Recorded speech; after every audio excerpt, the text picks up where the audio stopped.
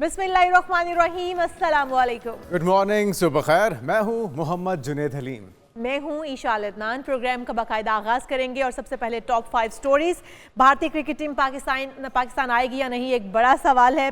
फैसले की घड़ी करीब आ गई है और देखते हैं कि क्या फैसला होता है। क्या पाकिस्तान हार मानता है या फिर भारत हार मानता है? जी हाँ, और भारतीय मीडिया ये दावा कर रहा है कि जी पाकिस्तान जो है वो हाइब्रिड मॉडल पे एग्री कर चुका है, लेकिन इसमें कितनी सदाकत है और क्या ये फैसला ही आखिरी हल है, इस पर बात होगी। हमारे साथ भारतीय सहाफ़ी भी होंगे। इसके अलावा बात करेंगे, एक बार फिर से अवाम को झटका दे दिया गया है महंगाई की सूरत में, और जब पेट्रोल महंगा होता है तो एक बार फिर से सारी चीज़ें महंगी हो जाती हैं, तो पेट्रोल की कीमतों में इजाफा किया गया है। फिर बात होगी, VPN की बंदिश का खतरा फिलहाल तो टल गया है, लेकिन इंटरनेट का मसला कब हल होगा, ये हर पाकिस्तानी का सवाल है। और बड़ी तादाद में जो फ्रीलांसर्स हैं उनका काम मुतासर हो रहा है, आम यूज़र इससे मुतासर हो रहा है, तो इस मसले पर भी गौर किया जाएगा। और साथ ही साथ आपको बताएंगे कि महंगाई के तूफान में मुर्गी के गोश्त की कीमत में बड़ी कमी वाक़ई हुई है और इसकी वजूहात क्या है।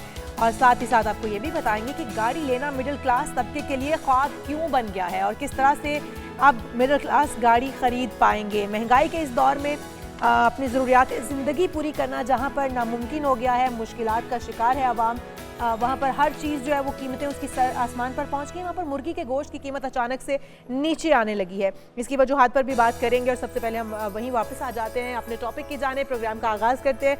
भारतीय क्रिकेट बोर्ड के सेक्रेटरी जय शाह ने ICC चेयरमैन का ओहदा बाकायदा चार्ज संभाल लिया है। मनसब संभालने के बाद जय शाह का कहना था कि ICC चेयरमैन का ओहदा संभालने पर वो फख्र महसूस कर रहे हैं, लेकिन क्या उनसे उम्मीदें की जाएं कि हमें तो अच्छे फैसले पहले भी कोई उम्मीद नहीं थी, और अब रईस है जो कसर है मेरे ख्याल में जय शाह आने के बाद वो भी पूरी कर देंगे, लेकिन कोई बहुत बड़ा फर्क नहीं पड़ने लगा, क्योंकि जो बातें हैं इजारादारी की, ICC के ऊपर भारतीय मुसल्लत की, तसल्लुत की, वो पहले भी थी और अब उसमें शायद कुछ इजाफा हो जाए, लेकिन चीज़ें वैसे ही चल रही हैं, फैसले भी वैसे होने हैं, और एक मुतासिबाना रवैया भी जो पाकिस्तान के साथ रवा रखा जाता है वो भी हम तवक्को यही रखते हैं कि उसका सिलसिला जारी रहेगा। लेकिन ICC डायरेक्टर्स और रुकन बोर्ड्स की हिमायत और एतमाद का शुक्रगुजार हूँ, ये इस मौके पर कहना था जय शाह का, और उन्होंने कहा कि ये खेल के लिए पुरजोश लम्हा है। हम ओलंपिक्स 2028 की तैयारी कर रहे हैं और क्रिकेट को शायकीन के लिए मजीद दिलचस्प बनाने की कोशिश भी कर रहे हैं। चंद्रशेखर भी हमारे साथ मौजूद हैं। चंद्रशेखर लथा, इंडियन स्पोर्ट्स जर्नलिस्ट, हमारे साथ मौजूद हैं। वेलकम टू शो कहेंगे। चंद्र साहब, क्या समझते हैं आप, ये जो सूरत हाल इस वक्त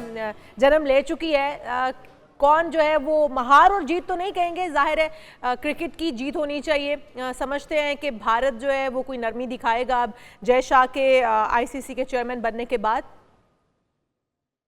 देखिए, पहले तो जो हमारा टैलेंट था, जो इंडिया का होम ग्रोन टैलेंट है, अब वो पूरी दुनिया देखेगी। तो सबको मुबारक।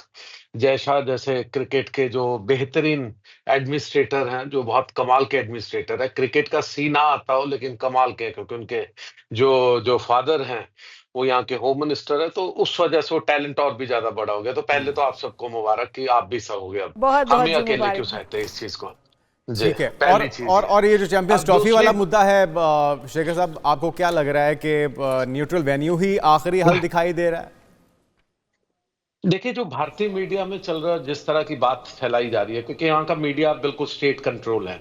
यहाँ पर वो गोदी मीडिया, लैप डॉग्स जो हैं, अब वो यही एक चीज चला रहे हैं कि पाकिस्तान एग्री कर गया।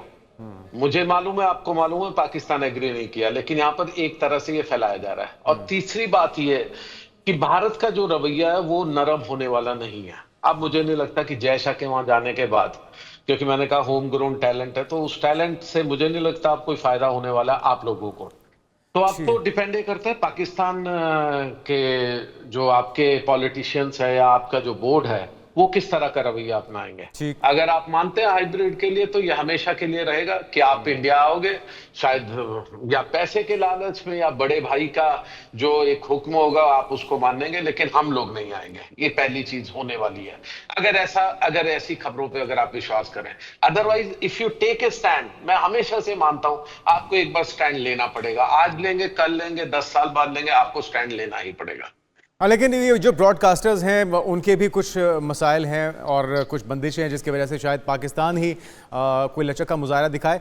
चंद्रशेखर साहब हमारे साथ मौजूद हैं, हमारे स्पोर्ट्स जर्नलिस्ट चौधरी अशरफ साहब भी आपको भी वेलकम कहेंगे चौधरी साहब। और जिस तरह से शेखर भाई कह रहे हैं कि अल्टीमेटली स्टैंड तो आपको लेना चाहिए, लेकिन अभी लग यही रहा है कि हाइब्रिड मॉडल पे ही जाया जाएगा, क्योंकि ब्रॉडकास्टर्स की भी सुननी है, जो बिज़नेस मुतासर हो सकता है, आईसीसी के रेवेन्यू जनरेट होने का मसला है। तो दोनों फरीकों को किसी तीसरे मुकाम पे जाके क्रिकेट खेलना ही बेहतर होगा। चौधरी साहब आपकी राय भी यही है?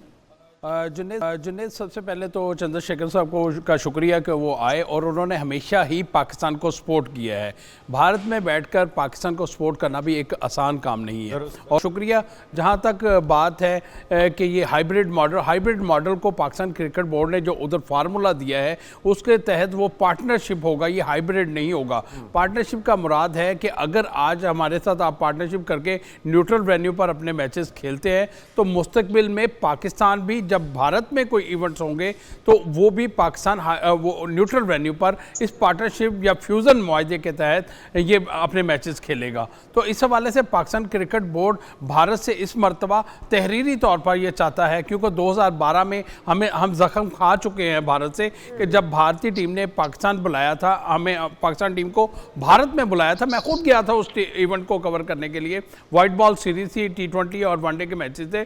तो उसके बाद फिर भारत ने जब पाकिस्तान का दौरा करना था तो पाकिस्तान का दौरा नहीं भारत ने किया था, और उस वक्त बाद में नजम सेठी उस केस को लेके वर्ल्ड तक गए थे, वर्ल्ड आर्बिट्रेशन में गए थे। तो वहाँ से हमें जुर्माना भी हुआ, हमारे पास उस वक्त तहरीरी तौर पर कुछ नहीं था। इस मरतबा जो पाकिस्तान क्रिकेट बोर्ड के चेयरमैन मोहसिन नकवी ने कोशिश की है ना, तो वो ये कोशिश की है कि भारत इस मरतबा हमें तहरीरी तौर पर दे दे कि जब उनके यहाँ मुकाबले होंगे तो वो भी न्यूट्रल वेन्यू पर हमें मौका दिया जाएगा। बिल्कुल ठीक है चौधरी साहब, हम चंद्रशेखर साहब की तरफ आएंगे। चंद्रशेखर साहब, जिस तरह से कह रहे हैं कि पिछली बार भी हमें याद है कि हम तो पाकिस्तान से टीम हमने भिजवाई भी और पाकिस्तानी टीम वहाँ पर गई भी भारत में, लेकिन जब भारत ने आना था तो भारतीय यहाँ पर नहीं आए हैं।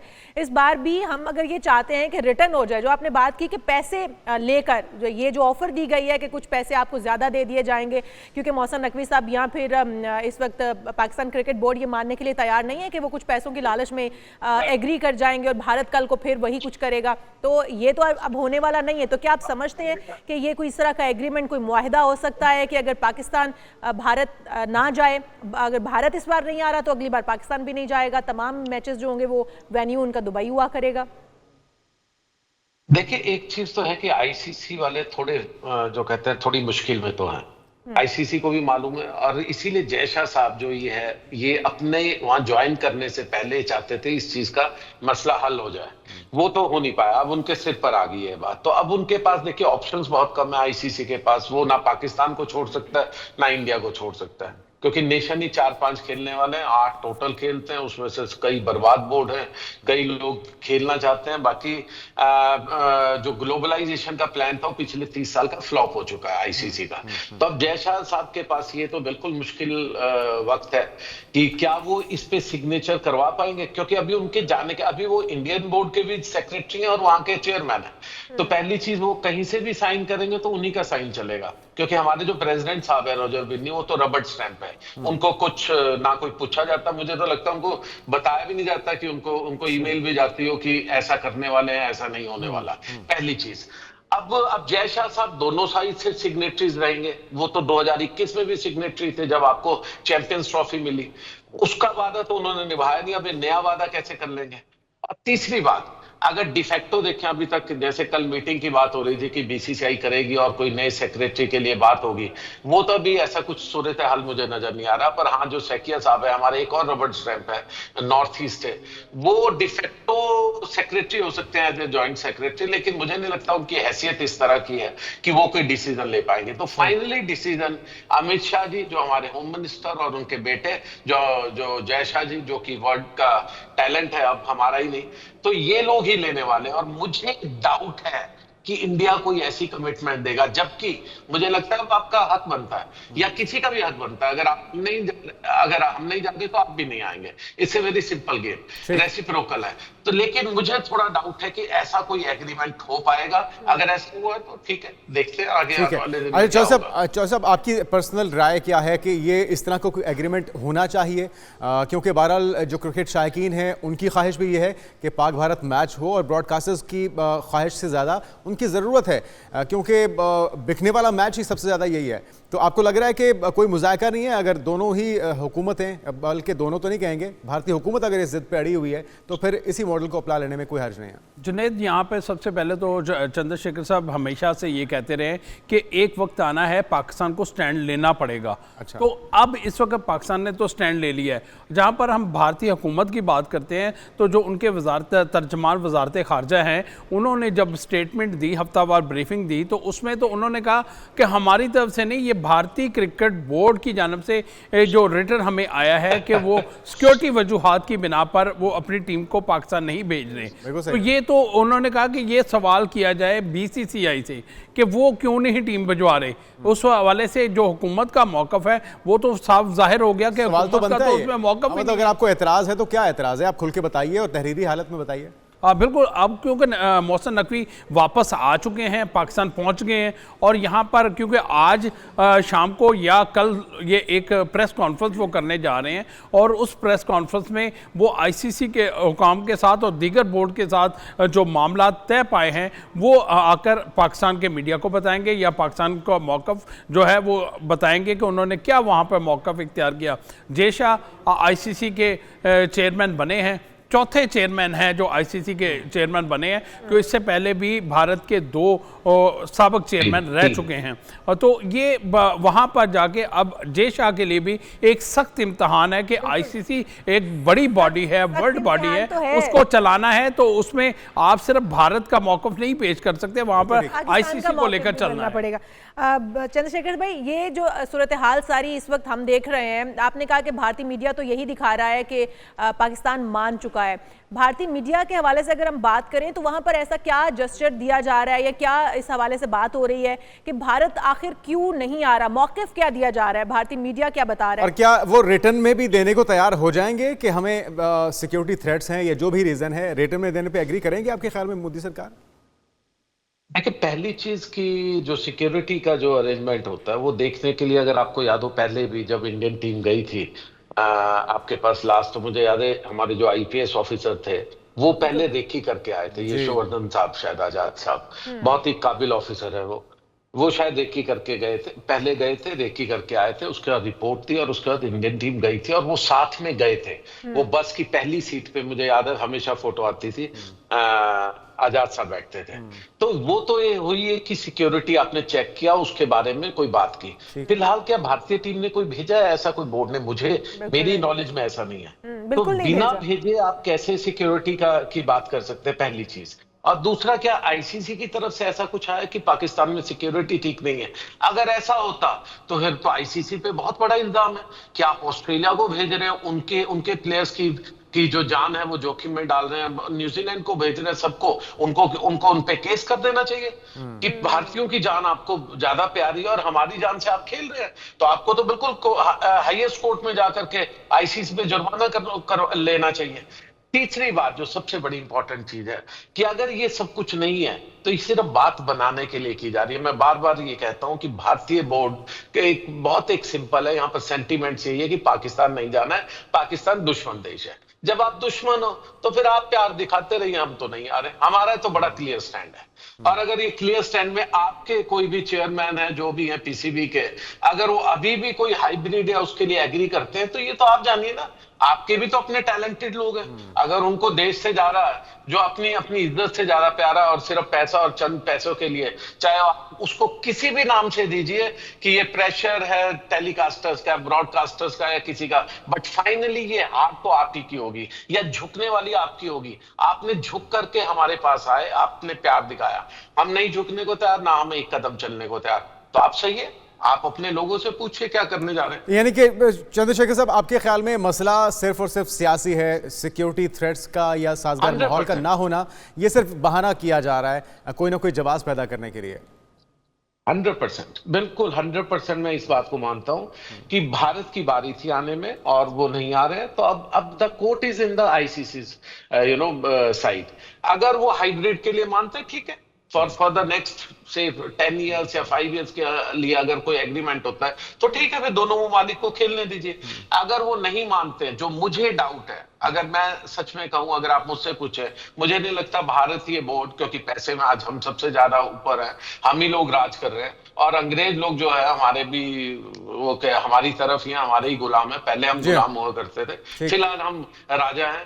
तो मुझे नहीं लगता कि भारतीय बोर्ड ऐसे किसी दस्तावेज पे कोई भी सिग्नेटरी बनेगा जिसमें कि हाइब्रिड के लिए माने।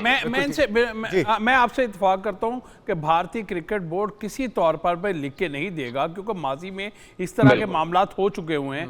तो इस ऐसे में पाकिस्तान क्रिकेट बोर्ड को, हुकूमत पाकिस्तान को स्टैंड लेना पड़ेगा कि भाई ठीक है, आप नहीं खेलते हैं तो ना खेलें, मगर जब मुस्तकबिल में हमारे इवेंट्स होंगे तो फिर भी हम भारत नहीं जाएंगे, फिर भी तो ये तो हो गया, ये तो हो गया पाकिस्तानी मौक़िफ़ क्या होना चाहिए, और वो ऑलरेडी पेश भी कर चुके हैं। लेकिन चौधरी साहब, आपके ख्याल में ये जो रवैया है भारत का खेल के साथ खिलवाड़ का, क्या पूरी दुनिया इस पे इसी तरह से खामोश तमाशाई बनी रहेगी? कम से कम कोई अपना एक पॉइंट ऑफ व्यू तो पेश कर सकते हैं। दीगर जो बड़े खेलने वाले ममालिक हैं, ऑस्ट्रेलिया है, साउथ अफ्रीका है, या दीगर जो टीमें हैं, आपके ख्याल में उन्हें अपनी राय का इजहार नहीं करना चाहिए इस सूरत हाल को लेकर?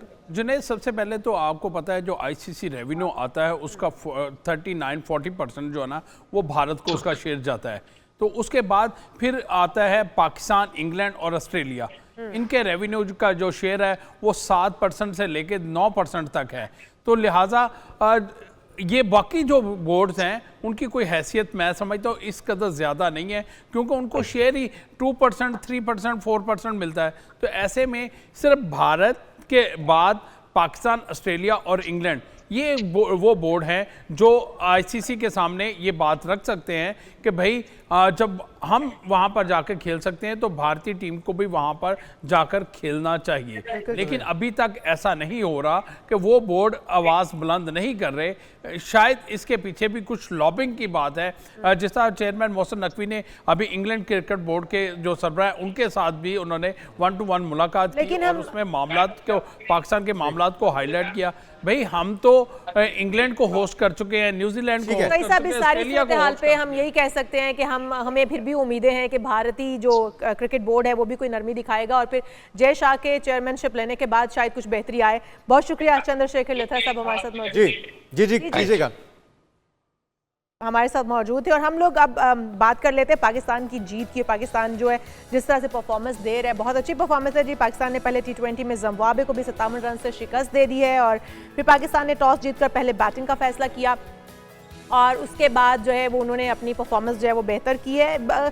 खेल की हम बात करते हैं, अगर टीम हमारी जमकर खेले, तमाम खिलाड़ी टीम वर्क करें तो फिर इसमें कोई शक नहीं है कि हमारी टीम अच्छी परफॉर्मेंस देती है।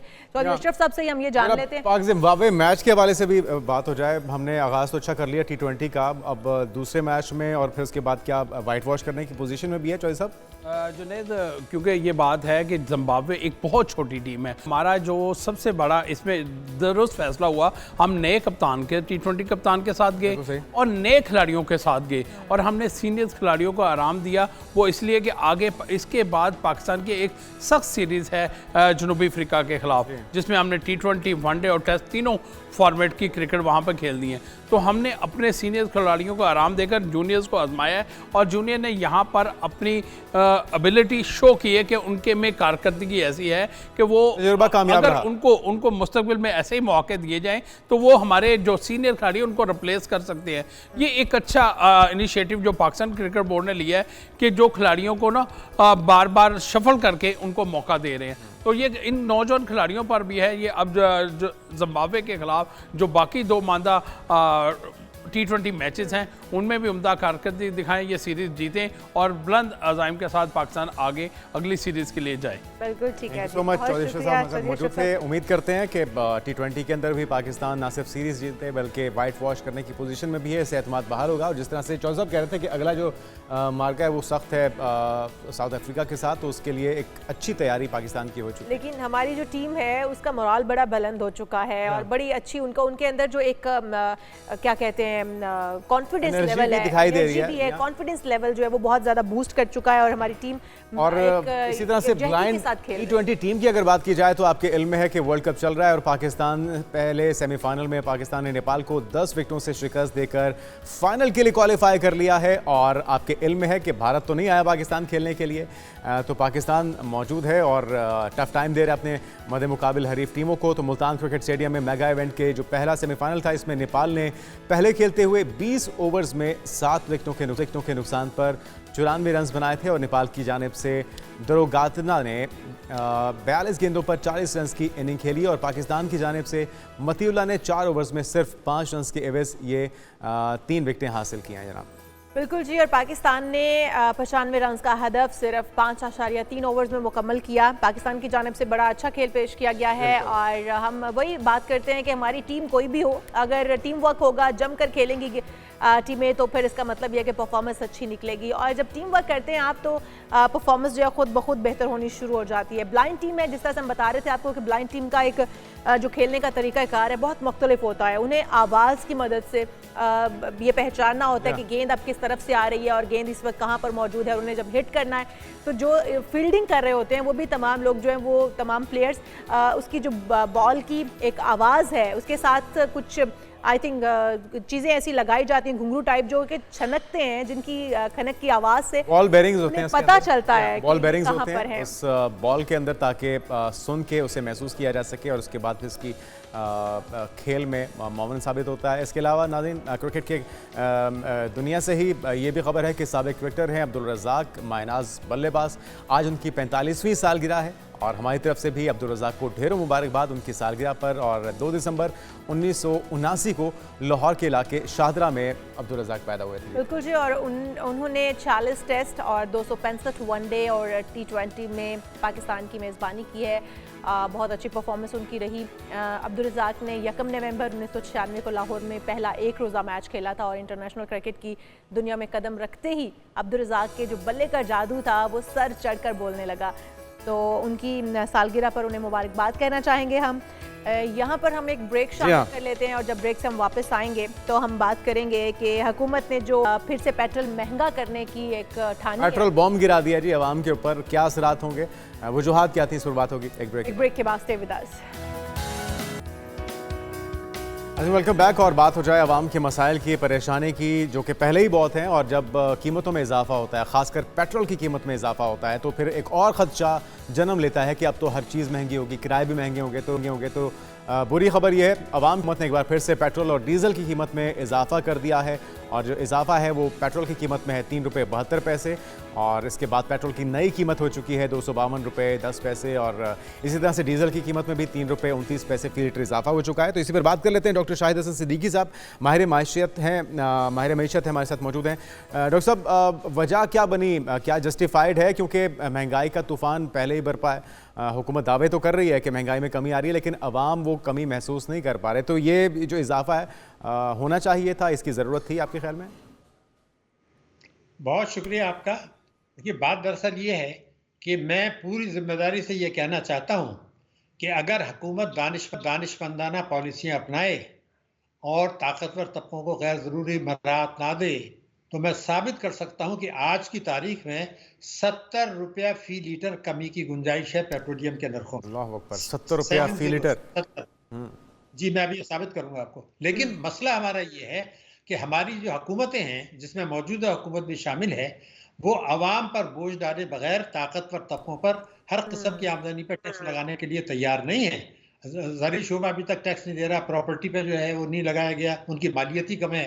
तो अगर प्राइम मिनिस्टर साहब खुद ये फरमाते हैं कि 15,000 अरब रुपया तो सिर्फ FBR कम वसूल कर रहा है सालाना, तो 15,000 अरब रुपया सालाना कम वसूल कर रहा है, तो ये किसकी जिम्मेदारी है?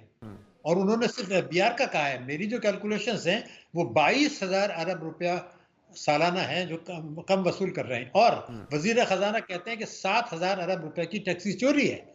मैं ये पूछना चाहता हूँ कि ये टैक्स की चोरी रोकेगा कौन आखिर? तो ये हर किस्म की आमदनी पे कौन टैक्स लगाएगा? ना शाहाना अखराजात कम करना चाहते हैं, तो आसान रास्ता क्या है कि आप पेट्रोलियम मसनूआत पर जो है नर्ख उनके बढ़ाते चले जाएं। बिल्कुल ठीक है। देखिए इसमें डॉक्टर साहब, नहीं, जिस स्पीड से ये पेट्रोल बढ़ रहा है, आप तो कह रहे हैं 70 रुपए कम हो जाएगा, जिस स्पीड से ये कीमत बढ़ रही है लगता है कि 70 रुपए इजाफा हो जाएगा आने वाले दिनों में और ये 300 से भी क्रॉस कर जाएगा। आपको नहीं लगता कि इस वक्त अवाम को रिलीफ देने की ज़रूरत थी? फिर आपने जो कहा कि पॉलिसी और स्ट्रेटजी पर काम करने की ज़रूरत है गवर्नमेंट को, तो ये कौन इन्हें मशवरे दे रहा है कि आप कीमतें बढ़ाते जाएं? हर चीज़ महंगी हो जाती है कीमतें बढ़ने के बाद। देखिए दो बातें हैं।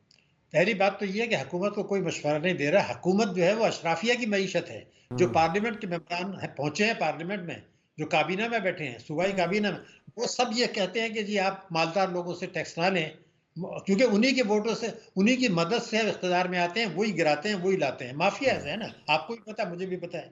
लेकिन हमारा आप ये देखिए कि मैंने जो ये नहीं कहा था, मैंने ये कहा था कि अगर ईमानदारी की से पॉलिसियां बनाएं तो 70 रुपए फी लीटर कम होना चाहिए। ठीक। और अगर ये नहीं करते तो इजाफे का ना कानूनी जवाज है ना अखलाकी जवाज है, मैं ये कह रहा था। लेकिन मैं आपको बता दूं, हमारे सियासतदान देख लीजिए, मीडिया देख लीजिए, वो ये कहते हैं कि पेट्रोलियम मसनूआत की कीमतों में कमी करें। ये बड़ा गलत मुतालबा है, ये नहीं करना चाहिए। अच्छा। इसलिए कि अगर आप कमी का मुतालबा करेंगे तो वो कम करेंगे तो बजट खसारा बढ़ जाएगा, फिर आवाम पर 15 दिन बाद महंगाई आ जाएगी। लेकिन जो डॉक्टर साहब आप देखिए- तजवीज़ आपके पास है कि टैक्सेस को कम करें, शाहाना खर्चे कम करें, उसकी तरफ क्यों नहीं आती गवर्नमेंट? और ये जो स्टॉक एक्सचेंज का हम देख रहे हैं कि तारीख की नई बुलंदियों पर पहुंच चुकी, 1 लाख को भी तजावुज़ कर गई उससे भी, जो कि मस्बत इशारिये हैं, एतमाद बहाल हो रहा है इसका मतलब है, लेकिन इसके असरात आम आदमी तक क्यों नहीं आ रहे? फिर देखिए दो बातें हैं। पहले मैं बता दूं कि पेट्रोलियम लेवी इस वक्त हम 60 रुपए ले रहे हैं, 60 रुपए फी जी, लीटर। जी। ये भत्ता है, ये भत्ता है, क्योंकि दुरुस्त। ये टैक्स नहीं, इसमें सूबों का हिस्सा नहीं जाता। तो आपको भत्ता लगाने का क्या जवाब है, जबकि आप खुद कहते हैं कि 7,000 अरब चोरी हो रही है टैक्स की? वो कौन रोकेगा? तो मैं सिर्फ ये अर्ज कर रहा था कि कमी की गुंजाइश है। अगर नहीं करते तो फिर आवाम को समझना चाहिए, मीडिया को समझना चाहिए, सियासतदानों को समझना चाहिए कि ये मुतालबा ना करें सिर्फ कि जी आप पेट्रोल के नर्ख कम करें, वो कम तो कर फिर देंगे क्या तो किया बजट जाए खराब- डॉक्टर साहब? फिर क्या आप किया जाए हैं- अगर मुतालबा ना किया जाए कि कीमतें कम की जाएं? तो फिर क्योंकि ये इससे जुड़ी हुई हैं तमाम अशिया, वो अशियाए ज़रूरिया जो हम तक पहुंचती हैं, कहा जाता है कि किराए बढ़ चुके हैं इसलिए कीमतें भी बढ़ चुकी हैं, हर चीज़ की जो ज़रूरत की हमें चाहिए होती है। तो फिर क्या किया जाए, क्या किससे मुतालबा किया जाए और क्या मुतालबा किया जाए? जी मैं वही अर्ज कर रहा था, बार बार एक ही बात कह रहा हूँ। ये आपकी बात बिल्कुल सही है। जब पेट्रोलियम के मसनूआत की कीमतें बढ़ती हैं तो बसों के ट्रांसपोर्ट के किराए, दालें, सब्जियां, गोश्त, हर चीज महंगी हो जाती है, आवाम कुछ ले जाते हैं। तो सवाल ये है कि आप 60 रुपए फी लीटर भत्ता क्यों ले रहे हैं? 1 लीटर पर हुकूमत पेट्रोलियम लेवी लेती है 60 रुपए। ये टैक्स नहीं है क्योंकि इसमें सूबों का हिस्सा नहीं जाता। तो इस भत्ता लेने का क्या जवाब है? तो मैं ये कह रहा हूँ, बार बार एक ही बात कह रहा हूँ कि आप ये मुतालबा करें कि जनाब ये भत्ता लेना बंद करें 60 रुपए, तो वो 60 रुपए पेट्रोल की कीमत उसी दिन कम हो जाएगी। क्यों भत्ता ले रहे हो भाई? आपने जब 15,000 रुपए वजीर आजम कहते हैं कि एफबीआर कम वसूल कर रहा है, तो ये मुतालबा करें कि भाई आप अपने शाहाना अखराजात कम करें जो कई हजार अरब रुपए ज्यादा हैं। 15,000 अरब रुपए जो आप खुद कह रहे हैं सालाना जो है वो एफबीआर वसूल नहीं कर रहा, तो और अगर एफबीआर हुकूमत वसूल नहीं करेगी तो कौन करेगा? उसके बदले बिजली के नर्ख, पेट्रोल के नर्ख बढ़ाना ये अखलाकी और कानूनी जवाज नहीं है। जवाज नहीं बाकी है, तो भत्ता है। और अब भत्ते का जो लफ्ज़ है उसको इस्तेमाल करके ही अंदाज़ा हो जाता है कि बुनियादी तौर पे आवाम को एक सज़ा दी जा रही है कि उन्होंने इन हुक्मरानों को चुना है। अच्छा, ये जो स्टॉक एक्सचेंज वाला मामला है डॉक्टर साहब, ये मस्बत अशारिये सामने आ रहे हैं, इसके असरात कब आएंगे आवाम तक? देखिए पहले मैं आपको बता दूं कि मुझे खौफ आता है। ये जो इनकम जिसमें स्टॉक एक्सचेंज ऊपर जा रहा है उसको समझने की जरूरत है। ये जी। जा क्यों रहा है ऊपर? जी। देखिए बहुत पहले निगरान हुकूमत जब थी तो उन्होंने जो है हुकूमत को, और जो हमारी SIFC है जिसमें जनरल साहिबान भी बैठे होते हैं, फौज की नुमाइंदगी है, उनको ये बताया था कि जनाब अगले चंद बरसों में मईशत ठीक होने का इम्कान नहीं है, तो हम ये करते हैं कि स्टॉक एक्सचेंज को ऊपर ले जाते हैं, जो कि माजी में रिकॉर्ड पर है कि चंद बड़े बड़े जो सरमाया थे ब्रोकर्स, वो मार्केट को ऊपर ले जाते थे और गिराते थे, और कई दफे ऊपर ले गए और ये कहा गया दुनिया की बेहतरीन है, और उसके बाद ये खून में नहा गई और कई दफे खून में नहा जा चुकी है। तो अगर चंद बड़े सरमायाकार ब्रोकर्स उसको ऊपर ले जा सकते हैं, तो हुकूमत पूरी कुव्वत के साथ मैदान में आई है। उन्होंने बैंकों से कहा है, इदारों से कहा है कि आप शेयर्स खरीदें, आप शेयर्स खरीदें। हुकूमत कह रही है। हमारे आर्मी चीफ ने तो जो मईशत के लिए कोशिशें कर रहे हैं, उनको ये यकीन आ गया, तो उन्होंने 6 घंटे बिल्कुल ठीक। मीटिंग की थी IMF उसमें स्टॉक एक्सचेंज में। अरे भाई, स्टॉक एक्सचेंज, इन्होंने नारा क्या लगाया है? वो ये कहते हैं कि अगर स्टॉक एक्सचेंज ऊपर जाता है तो मईशत की बहाली की दलील है। ऐसा कतई नहीं है। जब मईशत नीचे जा रही होती है, जैसे आजकल है, मुल्क में हेजानी कैफियत है। जो जो प्रोटेस्ट वगैरह हुए थे, अवाम, पुलिस के आदमी शहीद हुए, अवाम शहीद हुई, हंगामा आराई हुई, 190 रुपए रोज का नुकसान हुआ, उस वक्त स्टॉक एक्सचेंज में तारीख ही ऊपर जा रहा था। मैं ये पूछना चाहता हूँ कि ये सोच ही गलत है, ये नारा गलत है हुकूमत का। पिछली हुकूमतों का भी, मैं इस हुकूमत को नहीं कह रहा। वो ये कहते हैं कि स्टॉक एक्सचेंज ऊपर जाना मईशत की बेहतरी की दलील है। बेहतरी ये है, उल्टा बिल्कुल ठीक। बिल्कुल ठीक है। ये बहुत शुक्रिया डॉक्टर शाहिद हसन सिद्दीकी साहब हमारे साथ मौजूद थे, माहिर मईशत। वो कह रहे हैं कि जब खबरें ये गर्म होती हैं कि मईशत जो की तरफ जा रही है, और साथ ही साथ कहा जाता है कि इस वक्त स्टॉक मार्केट में बड़ी बुलंद तरीन सतह पर पहुंच गया स्टॉक मार्केट, तो वो जो है वो एक दूसरे के साथ मैच नहीं खाता। और ये जिस तरह से उस वक्त मुल्क की हालात थे और उस वक्त एक बुलंद तरीन सतह पर स्टॉक मार्केट का जाना, इसमें भी बड़ा तजाद है। बहरहाल जो इस वक्त हुकूमत के साथ, हुकूमत की जानिब से अवाम के साथ किया जा रहा है वो ये है कि एक बार से फिर पेट्रोल और डीजल की कीमतें बढ़ा दी गई हैं, और सिर्फ इसी अवाम के ऊपर महंगाई का LPG की कीमतें भी बढ़ी हैं, उस पर भी बात होगी और उसके असरात क्या होंगे, क्योंकि तो एक आम आदमी जो है, एक दिहाड़ीदार मजदूर है, उससे भी उसकी कमर टूट जाएगी। तो इस पर बात करते हैं एक ब्रेक के बाद।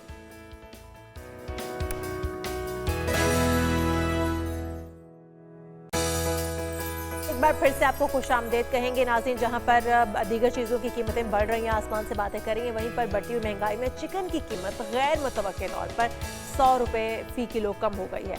अब दिसंबर में मुर्गी के गोश्त की कीमत कम कैसे हो गई है, और मुर्गी का गोश्त प्रोटीन के हसूल का सस्ता तरीन ज़रिया भी है, लेकिन गुज़श्ता दिनों में मुर्गी के गोश्त की कीमत अचानक से नीचे आना, ये हालांकि आवाम के लिए तो खुश आएंगे, लेकिन आपको पता है कि इसे शादियों का सीज़न भी कहा जाता है ना, ये जो नवंबर से लेके फरवरी मार्च तक, तो इन दिनों में तो आसमान पे होते हैं चिकन के रेट्स खास तौर पे। लेकिन इसमें किस तरह से ये कमी हो चुकी है, हमारे नुमाइंदे गोहर अली मौजूद हैं लाहौर से, तो उन्हीं से जान लेते हैं। गोहर, बताएगा कि कितनी कमी हुई रेट्स में और वजूहात क्या बताई जा रही हैं?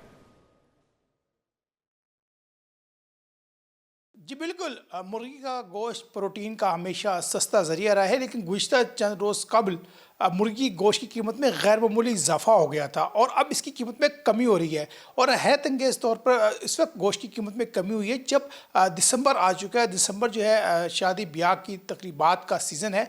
अमूमी तौर पर दिसंबर में मुर्गी गोश्त की कीमत बढ़ जाती है। तो क्यों दिसंबर में मुर्गी गोश्त की कीमत कम हुई, इस हवाले से बात करने के लिए मौजूद हैं पाकिस्तान पोल्ट्री एसोसिएशन साबिक चेयरमैन मोहम्मद खलीक अरशद। इनसे पूछते हैं, खलीक साहब, क्या वजह है कि मुर्गी गोश्त की कीमत में कमी हो रही है?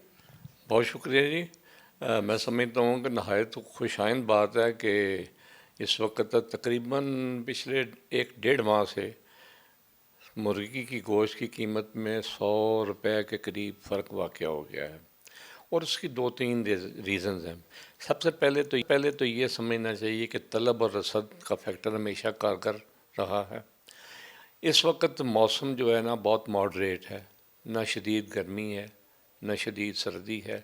इस मॉडरेट मौसम में बर्ड जो है ना उसकी ग्रोथ जो है ना वो कंपैरेटिवली बहुत अच्छी होती है। दूसरा डिज़ीज़ फैक्टर होता है जिसकी वजह से मुर्गी मार्केट में आमद उसकी कम हो जाती है या ज़्यादा होती है, तो आजकल डिज़ीज़ फैक्टर भी कोई ऐसा नहीं है। तीसरी बात जो है वो फीड की आपस में कंपटीशन है। वो फीड की कंपटीशन की वजह से बहुत अच्छी क्वालिटी की फीड बन रही है, और उस वजह से जो मुर्गी की ग्रोथ है, गोश्त जो 30-40 दिनों में बनना होता है, वो ज़्यादा पैदावार हो रही है। एक और रीज़न जो इस पे कारगरी है, उसके असरात अगर अमल दरामद अभी तक नहीं हुआ, अगरचे इफ़ेक्टिव नहीं हुआ, सोयाबीन मील की इम्पोर्ट का है। पिछले 2 साल से तकरीबन ये रुका हुआ था, और अब गवर्नमेंट ने वो इजाज़त दे दी है। उसकी मील एक बहुत बड़ा फैक्टर है उसकी क्वालिटी के बनाने का। तो इन सारी बातों की वजह से आजकल मुर्गी के गोश्त की कीमतों में कमी वाक़या हुई है। जी, खलीक अरशद का कहना है कि मुर्गी की पैदावार में बहुत ज़्यादा इजाफा हुआ है जबकि तलब कम हुई है, जिस वजह से मुर्गी गोश्त की कीमत में कमी हो रही है, और अगर यही सिलसिला रहा तो मुर्गी गोश्त की कीमत में मज़ीद कमी हो ठीक सकती है। जी। अगर यही सिलसिला इसी तरह से रहा तो कीमतें और मज़ीद नीचे आ सकती हैं। अब यहाँ पर बात हो रही थी कि कुछ इस तरह से बढ़ाई गई हैं, कीमतें कम की गई हैं क्योंकि इस सीज़न में प्रोडक्शन बहुत ज़्यादा हो जाती है। कुछ इस तरह की फीड दी जाती है जिससे जो चिकन है बहुत जल्दी रेडी हो जाता है। जहाँ पर 15 से 20 दिन लिया जाता था या 45 डेज़, अब वो जल्दी तैयार होने लगा है। तो इस वजह से क्योंकि मार्केट में इस वक्त मुर्गी बहुत ज़्यादा हो गई है तो उसकी कीमतें कम हो गई हैं। जो खाने वाले लोग हैं उनके लिए तो बहुत खुशाइन बात है, मैरिज हॉल्स वालों के लिए बहुत खुशाइन बात है। अवाम इस हवाले से क्या कहते हैं उनकी भी सुन लेते हैं। मुर्गी के गोश्त की बात तो नहीं है कि क्योंकि हर बंदा तो मुर्गी का गोश्त भी नहीं आजकल अफोर्ड कर सकता। ठीक है, जिस तरह की महंगाई की शरह है आजकल के दौर में, और आपका मिनिमम वेजिस क्या एम्प्लॉय को, प्राइवेट एम्प्लॉय को, उससे तो मुर्गी के गोश्त की बहुत दूर की बात है। हाँ जी, बिल्कुल कम होनी चाहिए मुर्गी की गोश्त की कीमत, और हर चीज़ कम ही होनी चाहिए। देखें ना, आप ज़रा नज़र दौड़ाएं, हर चीज़ तो महंगी होती जा रही है, जीना मरना मुश्किल हो रहा है। ये मुर्गी का रेट घट करें, हम गरीब लोग हैं, क्या करें। नाज़रीन, आवाम के तासुरात आपने सुने हैं। आगे बढ़ते हैं और कुछ बात हो जाए कराची की, क्योंकि कराची जो रोशनियों का शहर है, काफ़ी अरसे से आजमाइशों का शिकार है और उसे साफ सुथरा रखने का जो अज़्म है उसके तहत मेयर कराची मुर्तज़ा वहाब ने हिदायत दी है कि शहर कमर्शियल एरियाज़ में कायम रेस्टोरेंट्स, दुकानों और तिजारती जो मराकज़ हैं इनकी निगरानी शुरू की जाए और कचरा फैलाने वालों पर भारी जुर्माने आयद किए जाएँ। क्योंकि मेरे ख्याल में हम लातों के बूथ हैं, बातों से तो मानते नहीं, कह के बहुत देख लिया। अब मेरे ख्याल में जुर्माने और फ़ाइन लगाने पड़ेंगे, तभी हमको ख्याल आएगा कि हमने अपने शहर को, अपने इर्द गिर्द को साफ़ सुथरा रखना है। तो हमारे नुमाइंदे मोहम्मद सुल्तान से हम जान लेते हैं कि मोहम्मद सलमान हमारे साथ मौजूद है। मोहम्मद सलमान, आप बताइएगा कि अभी किन किन जगहों पर ये अमल दरामद हो रहा है कि जुर्माने किए जा रहे हैं, सजाएं दी जा रही हैं, कौन से इलाके साफ करवाए जा रहे हैं? जी बिल्कुल, मेयर कराची ने हिदायत किया है कि शहर को साफ रखा जाए। अब ये साफ रखने के लिए क्या इक़दाम किए जाएं, इस पर जो है वो बड़ी तवज्जो से गौर हुआ और अफसरान की जानिब से शिकायत आई कि सुबह सवेरे जो है वो सिंध सॉलिड वेस्ट का अमला जो है वो सफाई करता है और फिर अहम शाहराहों पर जो है वो कुछ देर बाद कचरा पड़ा नज़र आता है। ये सब होता कैसे है और क्या होता है, इस हवाले से हम तफसील आपको बताएंगे कि हमारे नाजरीन ये देखें कि जैसे इस वक्त हम बादराबाद में मौजूद हैं।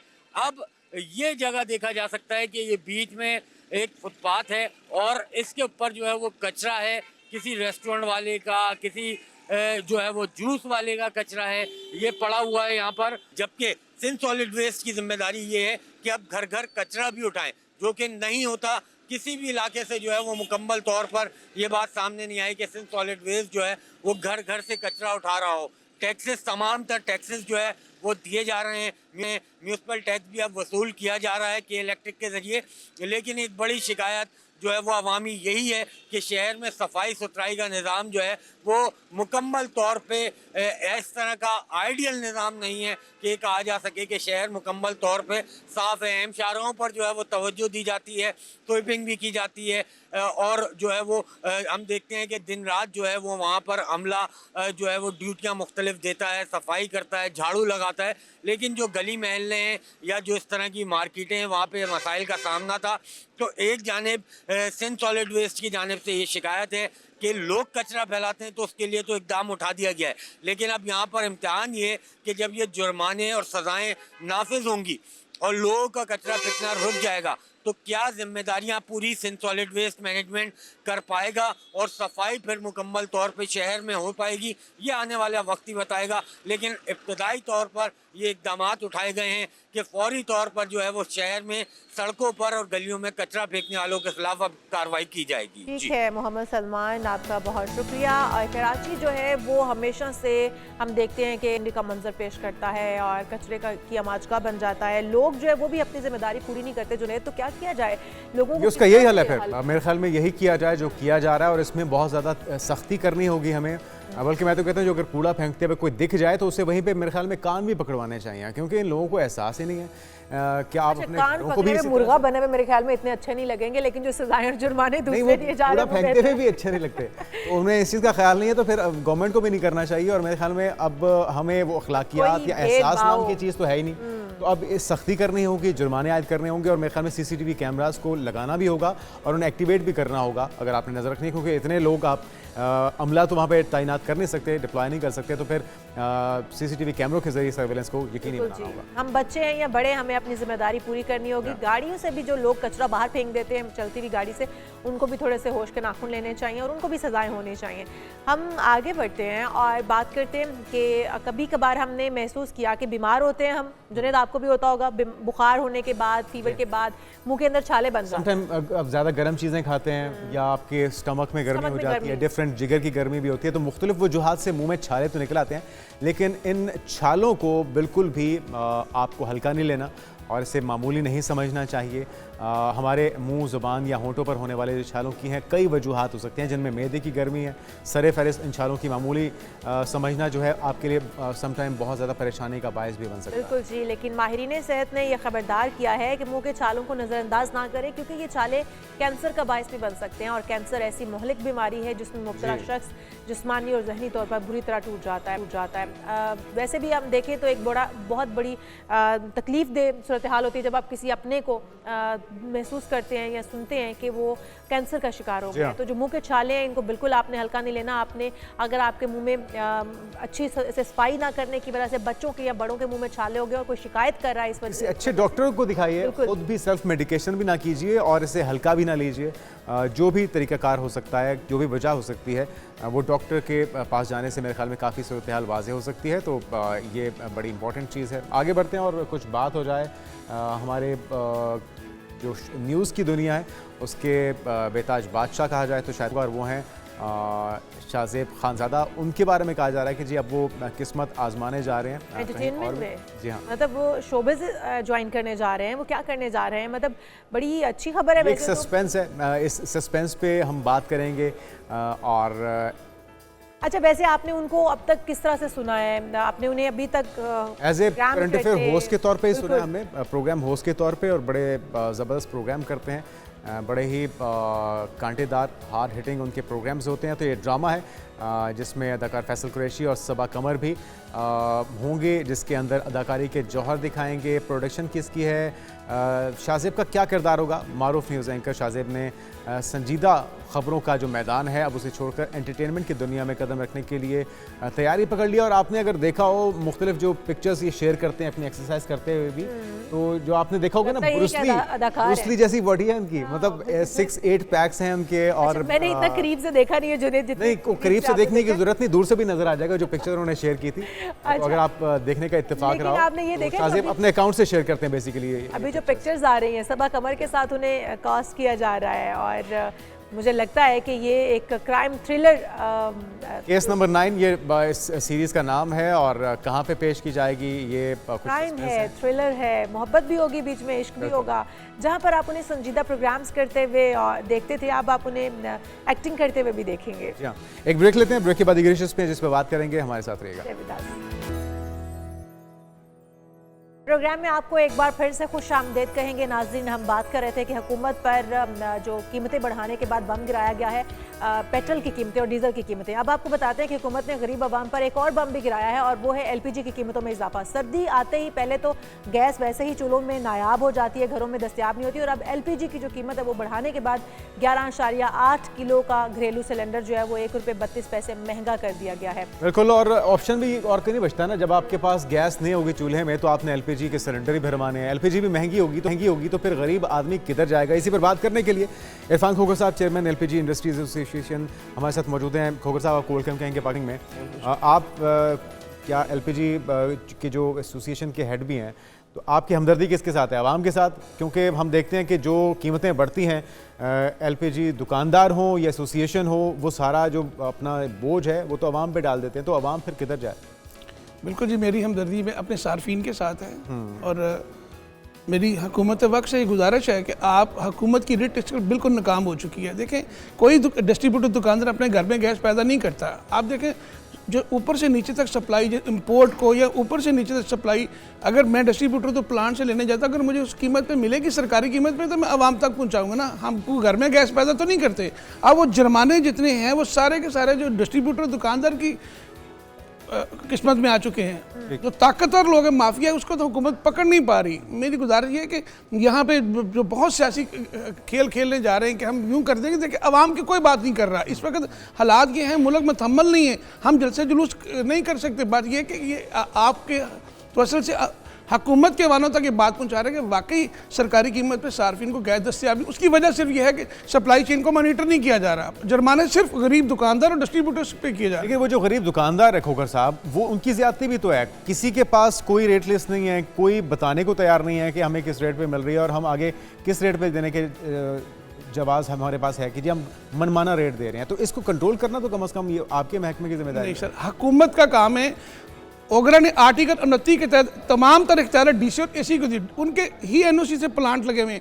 यहाँ इंपोर्ट आती तो हुकूमत उस पर टैक्स लेती, हुकूमत उसको मॉनिटर करे ऊपर से नीचे तक, सरकारी कीमत पे सप्लाई को यकीनी बना दे। अगर कोई दुकानदार ज्यादती करेगा तो मैं सर बिल्कुल उसको जेल की हवा मैं खुद फेयर कराऊंगा। जी, आपका शिकवा ये है कि आपको भी सरकारी नर्ख के मुताबिक दस्तयाब नहीं होती है। जी बिल्कुल, ये एक अलग ये गवर्नमेंट की जानिब से जाहिर है नेग्लिजेंस है कि जिनको इख्तियारात दिए गए हैं वो काम नहीं ठीक से कर रहे। फिर जो आपके पास गैस आती है उसके ऊपर भी दो कीमतें होती हैं, एक जो गवर्नमेंट की जानिब से बढ़ा के दी जाती है और एक फिर जो आप या दुकानदारों की जानिब से बढ़ा कर दी जाती है। अवाम जो है उनका शिकवा भी है, वो कहते हैं कि हमें कीमत एक दफ़ा बढ़ती है अगर तो हमें 2 दफ़ा करके बढ़ा दी जाती है, हमारी दुगनी तिगनी कर दी जाती है। तो उनके भी जाहिर है अपने तहफ़्फ़ुज़ात हैं। आप गवर्नमेंट से जो शिकवा कर रहे हैं आप जाकर किसी प्लेटफॉर्म पे अपनी शिकायत दर्ज करवाते हैं या उनसे नेगोशिएशन करने की कोशिश करते हैं कि ये ना हो? बिल्कुल, आपका जो सवाल है वो 100% ठीक है। बस ये मुसलमान ये ज़्यादती हो रही है, ज़्यादती सिर्फ गर्मी सर्दी में नहीं हो रही है। तो रमज़ान मुबारक में जो ही एक मुकद्दस महीना था उसमें भी हम लोग सब ब्लैक मार्केटिंग कर रहे थे, नजायज़ मुनाफा हो रही। मैं समझता हूँ कि हुकूमत इसके ऊपर सख्त एक्शन ले, ऊपर से नीचे तक। जो देखिए अभी अरबों रुपए दुकानदार को जुर्माने, दुकानदार जेल गए। मैं कहता हूँ कोई एक ताकतवर शख्स के खिलाफ एक्शन नहीं हुआ। आए, हम हमेशा कहते हैं आए ये यहाँ से LPG की सप्लाई को ये सरकारी कीमत भी यकीनी बनाएं। हम इंशाल्लाह ताला आवाम तक इस सर्दियों में जहाँ पे लोगों का गुजरती गैसी हम पहुँचाएंगे। लेकिन बात यह है कि हुकूमत की रेट को बार बार चैलेंज किया जा रहा है। हम हुकूमत के साथ, हम पाकिस्तान के तमाम DCs के साथ हैं, आवाम तक सस्ती गैस पहुँचाएंगे। लेकिन हमारी एक ही गुजारिश है, सप्लाई चेन को सरकारी। खोखर साहब, ये जो जुर्मानों में इजाफा किया गया है, इससे कोई बेहतरी होती दिखाई दे रही है आपको? देखिए, ये अल्लाह ताला चेयरमैन ओगरा मसूद साहब और सरमद असलम, उनकी पूरी टीम को अल्लाह ताला ताकत दे। ये सिलसिला बड़ी देर से हम लोग कोशिश कर रहे हैं। आप देखें गैर कानूनी सिलेंडर्स का ब्लास्ट होता है, रोज़ 2 धमाके 4 जाने जाती हैं।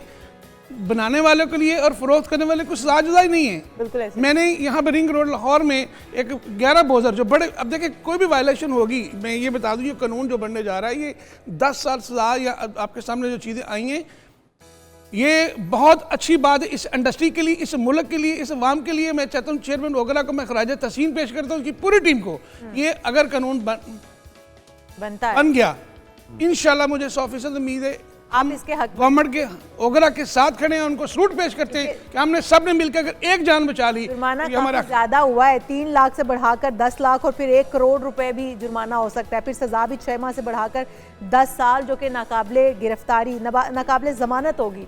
तो ये जो सजाएं हैं, आप इससे मुत्तफिक हैं? मैंने तो नॉन बेलेबल फेंस के लिए कहा कि उसकी बेल नहीं होनी चाहिए और को उम्र कैद होनी चाहिए। देखें, एक बंदे के सिलेंडर बनाने से आप देखें कि घर के 4-6 अफराद पूरा कुनबा खत्म हो जाता है। उसके लिए मैं कहता हूँ उसको सजाए मौत होनी चाहिए। नाकिस सिलेंडर बेचना ये गैर कानूनी, लेकिन इजाफी कीमत पे देना ये भी तो गैर कानूनी। देखिए, उसके ऊपर भी तो इतलाक होगा। बिल्कुल, हर उस वायलेशन पे इतलाक होगा जो गवर्नमेंट की रिट को चैलेंज करेगा, जो गैर मेरी सिलेंडर बनाएगा, गैर मेरी बोजर बनाएगा, गैर मेरी इक्विपमेंट बनाएगा, कोई चीज भी गैर कानूनी बनाएगा, वो आप जेल। अच्छा, ये जो इजाफा हुआ, इसमें आप भी इसकी जद में आएंगे क्योंकि डिस्ट्रीब्यूशन जो है। देखिए जी, मैं कहता हूँ अगर मेरा बेटा भी मासूम जान ले रहा है, अगर वो गलत काम कर रहा है, अगर वो मेरा बेटा इसमें जद में है सारे, ठीक है, मैं कभी भी आपका ऑनर कह रहा हूँ, ये याद रखिएगा, मेरे मरने के बाद ही मेरी 25 साल की कोशिश के बाद ये कानून बनने जा रहा है। चल, आप याद करें 2003 दिसंबर 2006 को पाकिस्तान में किसी के पास लाइसेंस ही नहीं था। आज लोगों को लाइसेंस बनाए, ओगरा के लाइसेंस याफ्ता लोग भी गैर मेरी सिलेंडर बना रहे हैं। गुजरांवाला में सैकड़ों कारखाने, गुजरांवाला के DC से मेरी गुजारिश है कि रोज मौत हो रही। आप देखें हैदराबाद में 55 बच्चे जो है ना मौके पे जख्मी हुए, जिसमें 37 बच्चे मर गए। देखें ये कल खुदा ना खास किसी हुक्मरान के घर पता कैसे लगता है कि मयारी सिलेंडर है गैर मयारी है, उसकी पहचान क्या है? देखें आपको सिलेंडर के पकड़ने से अंदाजा हो जाएगा कि ये एक नया बंदा, ये तो आपको पकड़ने से पता चल जाएगा, नया बंदा किस तरह से पहचान सके? मैं फिर कह रहा हूँ जो मयारी सिलेंडर है, देखिए पाकिस्तान में गैर मयारी सिलेंडर बनाने के गुजरांवाला में कारखाना भी मसाली है और मयारी सिलेंडर बनाने में गुजरांवाला में कोई हर तरह का काम हो रहा है। देखिए जो मयारी सिलेंडर है वो इंटरनेशनल स्टैंडर्ड के मुताबिक जो बना हुआ है, उसको 10 मंजिलों से नीचे फेंक दें, सिलेंडर भी ब्लास्ट नहीं होगा, किसी किस्म का कोई नुकसान नहीं होगा। अब जब उसको पकड़ेंगे आपको अंदाजा हो जाएगा, ये उसके ऊपर कोड नंबर होता है उसके ऊपर। अच्छा, सबसे पहले एक सार्फिन के लिए मेरी गुजारिश है कि जब भी वो सिलेंडर खरीदें वो किसी हार्डवेयर दुकान से ना खरीदें, किसी सब्जी वाले से ना खरीदें, वो प्रॉपर डिस्ट्रीब्यूटर से खरीदें और उनसे डिमांड करें कि ओगरा की थर्ड पार्टी की जो इंस्पेक्शन रिपोर्ट उसकी रसीद है। बिल्कुल, क्योंकि महंगाई अब इतनी ज़्यादा है तो आवाम भी ये कोशिश करते हैं कि सस्ते दामों चीज़ मिल जाए। अब सस्ते दामों खरीदने के लिए उनके ऊपर क्रैकडाउन होना चाहिए जो आम दुकानों के ऊपर गैर मयारी पड़े हुए हैं, ताकि वो क्रैकडाउन की वजह से वो वहाँ से हटाए जाएं और आवाम वो खरीद ही ना पाएँ। जब आवाम वो खरीदते हैं तो जाहिर है फिर वो जानी नुकसान तो होता है। डिप्टी कमिश्नर लाहौर के हुक्म से यहाँ शाला मार्केट में करोड़ों सिलेंडर गोदामों में पड़े हुए हैं, आज तक एक एक्शन नहीं हुआ। उन्होंने तमाम असिस्टेंट कमिश्नर को लिखा कि आप इस पर एक्शन करें, मेरे पास तमाम डॉक्यूमेंट, जो मैं बात आपको कह रहा हूँ मैं विद प्रूफ दूंगा। बात यह है कि ये जो गैर मयारी सिलेंडर हार्डवेयर दुकान पे सेल हो रहा है या शाला मार्केट, ये एक बड़ा मसला, ये सॉल्व होना चाहिए। लेकिन अब जरा दोबारा इन कीमतों पे आ जाते हैं। ये जो कीमतें बढ़ी हैं, क्या इंटरनेशनल मार्केट में हमें उसके मुताबिक इन कीमतों को बढ़ाना पड़ा है? कितना इजाफी टैक्स है जो पर लीटर एलपीजी पे वसूल किया जा रहा है? ज़रा इस पर भी रोशनी डालिए। देखें कीमत बहुत मामूली सी बढ़ी है। मैंने पहले भी कहा, बेटी ने सवाल किया कि बासियत कौम हम बड़े बेहिस हो चुके हैं, मामूली कीमत बढ़ी है। हमने रोड बंद का बहाना बना लिया, हमने डिमांड एंड सप्लाई का बहाना बना लिया, हमने कुदरती गैस नहीं आ रही उससे फ़ायदा उठाया। बिल्कुल इंटरनेशनल कोई कीमत नहीं बढ़ी, बिल्कुल मैं दावे से कह रहा हूँ कोई कीमत बढ़ी, सेम इंटरनेशनल प्राइस। ये मेरे ख्याल में डिमांड बढ़ने की वजह से उन्होंने कीमत बढ़ा दी है ताकि खजाने को भरा जा सके। खजाने में तो नहीं जा रहे, सरकार ने तो सरकारी कीमत जारी कर दी, सरकारी कीमत में आवाम तक गैस नहीं जा रही। हम सब मिलकर जो ताकतवर लोग हैं वही सब कर रहे हैं। हुकूमत ने देखिए, हुकूमत ने बहुत मामूली सा इजाफा किया, ये सारा इजाफा ताकतवर माफिया की नहीं। लेकिन वो ये मामूली सा इजाफा जिसको आप कह रहे हैं वो भी अरबों खरबों रुपया बन जाएगा जब पूरे पाकिस्तान में बिकेगी चीज़। बिल्कुल ठीक कह रहे हैं आप। देखें 1 kg में 1000 kg होती है, अगर फर्ज करें 100 रुपए किलो की ब्लैक हो तो आप अंदाजा करें कितने अरब डेली का बना। तो फिर 200 अरब सिर्फ महीने का बनता है। तो हम इतना आप इसको मामूली सा इजाफा कह रहे हैं, लेकिन वो निकल तो आवाम की जेबों से रहा ना 200 अरब। हुकूमत ने एक मामूली सा किया, लेकिन हमने खुद और जो ब्लैक में बिकना है वो मेरे ख्याल में 1000 अरब से भी ऊपर निकल जाएगा। मैं कहता हूँ मैं सिर्फ कह रहा हूँ कि एलपीजी की जितनी शॉप्स हैं इसको सिर्फ एक बाकायदा लाइसेंस कर दें। हम मुल्क का आधा कर्जा अपने ज़िम्मे लेने के लिए तैयार हैं। जो बत्तागिरी में पुलिस ले रही है, कराची में देखेंगे पुलिस एक इलाके में आप 5000 पर डे पे है, बाकी जगह पे भी है, ये बाकी सरकारी इदारे जो ले रहे हैं। अगर इसको पूरी एक लाइसेंसिंग कर दें, ये जितनी शॉप्स हैं इनको बाकायदा लाइसेंस दे दें, हमें ना पुलिस तंग करे ना हमें कोई इदारा ब्लैकमेल करे, क्योंकि इसको हम कोई गैर कानूनी काम करना नहीं चाहते। आपकी डिमांड ये कि जो गैर कानूनी तौर पर काम कर रहे हैं, जो रजिस्टर्ड नहीं है, जिनके पास लाइसेंस नहीं है, वो काम ना कर सके, ब्लैक में काम ना हो। और लिस्टें भी आ गई। अब अगर हम बात करें कि गैस की बंदिश क्यों हो जाती है, सर्दियों में हमने देखा स्पेशली बहुत सारे इलाके हैं जहाँ पर गैस आती ही नहीं है, गैस की ज़रूरत बढ़ जाती है, ज़ाहिर है यूजेज ज़्यादा हो जाता है, इस वजह से गैस कम हो जाती है, या फिर गैस कहते थे कि जम जाती है जी पाइपों के अंदर, इस वजह से गैस नहीं आ पाती है। तो ये गैस ना मिलने की वजह क्या है? एलपीजी तो तभी हमें ज़रूरत पड़ेगी जब हमें गैस नहीं मुयसर आए। कुछ साल पहले हमने देखा होगा कि एक जीटी रोड पे इधर उधर सीएनजी स्टेशन पे ब्रिटिश सेल लगी होती थी, बाप का माल समय के हम उड़ा रहे थे। अब एलएनजी आ रही, अब लगाए ना, उस वक्त 50% डिस्काउंट लगाते थे, अब मैं कहता हूँ 1 रुपया केजी पे लगा के दिखाते जरा। कोई अपने बाप का माल हमने उड़ा दिया कुदरती, और अभी भी उड़ रहा है। अभी तो पंजाब के अलावा हर जगह अभी भी उड़ रहा है। मैंने आज से 18-19 साल पहले जब आप इस तरह टीवी में मैंने ये कहा कि पाकिस्तान में गैस नहीं होगी और बच्चे सुबह नाश्ता नहीं करके जाएंगे, तो मेरे बच्चों को लोगों ने फ़ोन कर कहा तेरा बाप पागल हो गया, उसको समझाओ। तो आज उन लोगों को मैं कहता हूँ आए, इस मुल्क का खजाना लूटा आप लोगों ने, आज दोनों एसएनजीसी और एसएनजीपीएल कंपनियां दोनों डिफॉल्ट कर चुकी हैं, दोनों ही बैंक दिवालिया हैं। किसका कसूर है? इस कौम का सरमाया लूट के वो लोग कहाँ गए? जिन्होंने एनओसी जारी किए थे, एनओसी जारी किया या खुद लूटा, यहाँ से फैसला साफ फिरते थे, हैं। जनाब मुशर्रफ साहब ने मुझे बुलाया, मुझे उन्होंने कहा कि यार मैंने किसी वक्त मुलाकात हुई थी, मैंने कहा सर आपने बहुत से अच्छे काम किए हैं, एक मेहरबानी करके कुदरती गैस में सीएनजी स्टेशन वगैरह बंद कर दें। तो उन्होंने मेरी बात को सुना, उन्होंने मुझे बुलाया, उन्होंने पूछा कैसे। मैंने उनको ब्रीफ किया कि ये कुदरती गैस मुल्क का खजाना है, इस पे बिजली पैदा की जाए, इस पे अपने ज़राअत की तरफ हम ले जाएं तो हम सस्ती बिजली लोगों को देंगे, कारखाने चलेंगे, लोगों को जॉब मिली। वो मेरी बात पे कायल हुए, लेकिन जब तक वो खजाना लूट के हम खा नहीं गए उस इरफान साहब, होता यही है कि जब हम नुकसान करवा बैठते हैं तब हमें ख्याल आता है कि हमें ये करना चाहिए था, ये इकदाम होने चाहिए थे, ये नहीं हुए। बहुत शुक्रिया आपका। मैंने उस वक्त मौके पे कहा जी, मैं रिकॉर्ड पे कह रहा हूँ, मैंने 18 साल पहले कहा था ये वक्त आएगा और बहुत शुक्रिया खोकर साहब, अब हम भुगत रहे हैं इसको। बहुत शुक्रिया आपका। शामिल करेंगे एक ब्रेक, लेकिन जब हम ब्रेक से वापस आएंगे तो हम आपको बताएंगे कि जो गाड़ियों की कीमतें वो क्यों बढ़ रही हैं, जो मिडिल क्लास है वो अब गाड़ी क्यों नहीं खरीद सकता। हमारे साथ एक्सपर्ट मौजूद होंगे यहाँ पर। शामिल करेंगे एक ब्रेक। Stay with us. हसीन, वेलकम बैक। और बात हो जाए कुछ ऑटो इंडस्ट्री की, और आपके इल्म में है कि एक आम आदमी की पहुंच से जो सवारी है यानी कि गाड़ी है वो बहुत दूर हो चुकी है। वजूहात क्या हैं, पिछले 4-5 सालों में ऐसा क्या हुआ, ये जान लेते हैं। सुनील सरफराज मई साहब जो कि एक्सपर्ट हैं, जाना माना नाम है ऑटो इंडस्ट्री का, आपको वेलकम कहेंगे। सुनील भाई, पाकिस्तान मॉर्निंग में आप बेहतर जानते हैं कि हुआ क्या, लेकिन एक आम आदमी समझने से कासिर है कि 2018 में जो गाड़ी 30 लाख की थी, आज वो 1 करोड़ क्रॉस कर चुकी है। यानी कि वो एक मुलाजमत पेशा शख्स जिसने जमा पूंजी अपनी इकट्ठी की और उसको लगा कि अगले साल या उससे अगले साल में ये टारगेट अचीव कर लूँगा, तो आज तो वो टारगेट उससे कोसों दूर चला गया। ये हुआ क्या है ये पिछले 4-5 सालों में? जी, अस्सलाम वालेकुम, बहुत शुक्रिया। सबसे इंपॉर्टेंट चीज जो ये हुई है कि आपका जो डॉलर टू रुपीस पैरिटी है वो चेंज होती रहती है बहुत ज्यादा। सो आपके रुपये की जो कदर है वो कम होती रहती है। गाड़ियों के अंदर आप लोकलाइजेशन के बावजूद भी काफी ज्यादा कंपोनेंट जो है वो इंपोर्ट करते हैं, जिनको CKD किट्स बोला जाता है, नॉकडाउन किट होते हैं, कम्प्लीटली नॉकडाउन किट्स। सो उसके जब आप इंपोर्ट करते हैं तो उसकी प्राइस एक तो ज़्यादा पड़ती है, दूसरी तरफ से गवर्नमेंट ने भी अपना रोल पूरा रखा है। सो डायरेक्टली और इनडायरेक्टली गाड़ी के ऊपर जो टैक्स है वो बढ़ता गया है। और अभी जो है आप कोई भी गाड़ी अगर 0 मीटर से आप कह रहे हैं अगर 1 करोड़ रुपए की गाड़ी लेते हैं तो उसमें इनडायरेक्टली और डायरेक्टली टैक्स की जो मद है वो 50 लाख रुपए और 50 लाख रुपए कंपनी लेके जाती है। सो ये 2 फैक्टर्स हैं, एक तो जो है इंपोर्ट की प्राइस बढ़ती गई बिकॉज डॉलर अप्रिशिएट होता गया या रुपये की वैल्यू कम होती गई। दूसरा टैक्सेस जो है वो बढ़ते गए हैं। पहले GST आपकी 17% थी, फिर 18 हुई, फिर 25 हुई, फिर CBT लग गया, फिर विथहोल्डिंग टैक्स बढ़ गया। तो टैक्सेस जो है वो तकरीबन they constitute 50% of the value. Sunil साहब, जिस तरह से टैक्सेस की भरमार हुई, जिस तरह से ऑटो इंडस्ट्री इस वक्त हम देख रहे हैं ज़वाल पजीर हो रही है, कीमतें ऊपर जा रही हैं, हम लोग अब खरीदार की अब जो कुव्वत खरीद है वो ख़त्म होकर रह गई है। तो जब गाड़ी बिकेगी नहीं तो ये शोरूमों पर ही खड़ी रहेगी, ज़वाल पजीर ही होगा आहिस्ता आहिस्ता ये ऑटो इंडस्ट्री भी। हम अगर अब बात करें कि क्या खरीद सकता है एक आम बंदा, तो मुझे लगता है कि अब तो शायद गधा गाड़ी बाकी रह गई या साइकिल खरीद सकता है।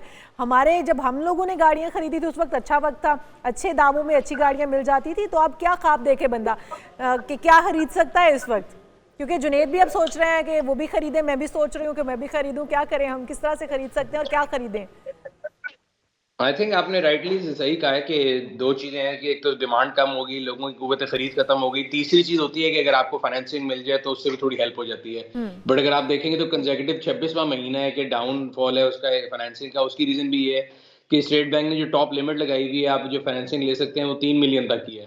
अभी आपने बताया कि आम गाड़ी अगर करोड़ रुपए की है तो अगर उसने 3 मिलियन फाइनेंसिंग लेनी है, बाकी 7 मिलियन खुद अरेंज करें तो बाकी 3 भी कर लेता है। तो उसकी वजह से फाइनेंसिंग भी नहीं हो रही। और आम आदमी के लिए वो मतलब वही बात है, अगर नारे लगाने हो तो मैं कह दूं कि आम आदमी गाड़ी ले सकता है, आम आदमी गाड़ी नहीं ले सकता, 0 मीटर तो बिल्कुल नहीं ले सकता। तो the only option they are left with is a used car.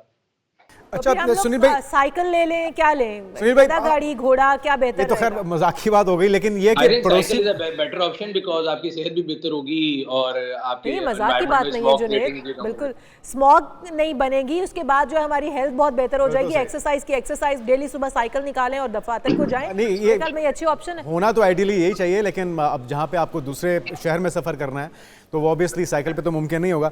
अच्छा सुनील भाई, पड़ोसी मुल्क की बात करते हैं तो ये सारे हालात, ये सारे मसाइल जो चैलेंजेस थे, ये हमारे पड़ोसी मुल्क को भी थे। तो आज तो उनकी ऑटो इंडस्ट्री इतनी फ्लरिश कर चुकी है कि जदीद टेक्नोलॉजी की हामिल कारें भी बन रही हैं और बड़े मुनासिब रेट्स पे, यानी कि अगर हमारी करेंसी और उनकी करेंसी में अगर फ़र्क को देखा जाए तो जो कीमतें हैं वो कई गुना कम है हमारी मोस्टली या जो अवेलेबल ऑप्शंस हैं उसके मुकाबले में। इसकी क्या वजह है?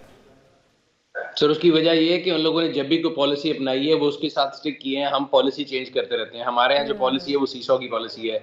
कभी आप लोकल इंडस्ट्री को प्रोटेक्ट करते हैं, फिर आप कहते हैं नहीं जी हमने इनको कंपटीशन देना है, इंपोर्ट वाली गाड़ी 10 साल वाली खोल दो, फिर आप 5 साल पे चले जाते हैं, फिर आप 3 साल पे चले जाते हैं। So for the longest time when they had protected there economy और अपनी इंडस्ट्री को उन्होंने प्रोटेक्ट करने के लिए इंपोर्ट बंद की हुई थी। हमारे यहाँ डिफरेंट टाइमिंग पे डिफरेंट लोगों को अपने हाथ से जो सूट करता था तो वो कभी 10 साल के लिए खोल देते थे, कभी 15 साल। तो इस वजह से ये एक ऐसा इन्फेक्ट है जो ग्रो नहीं किया।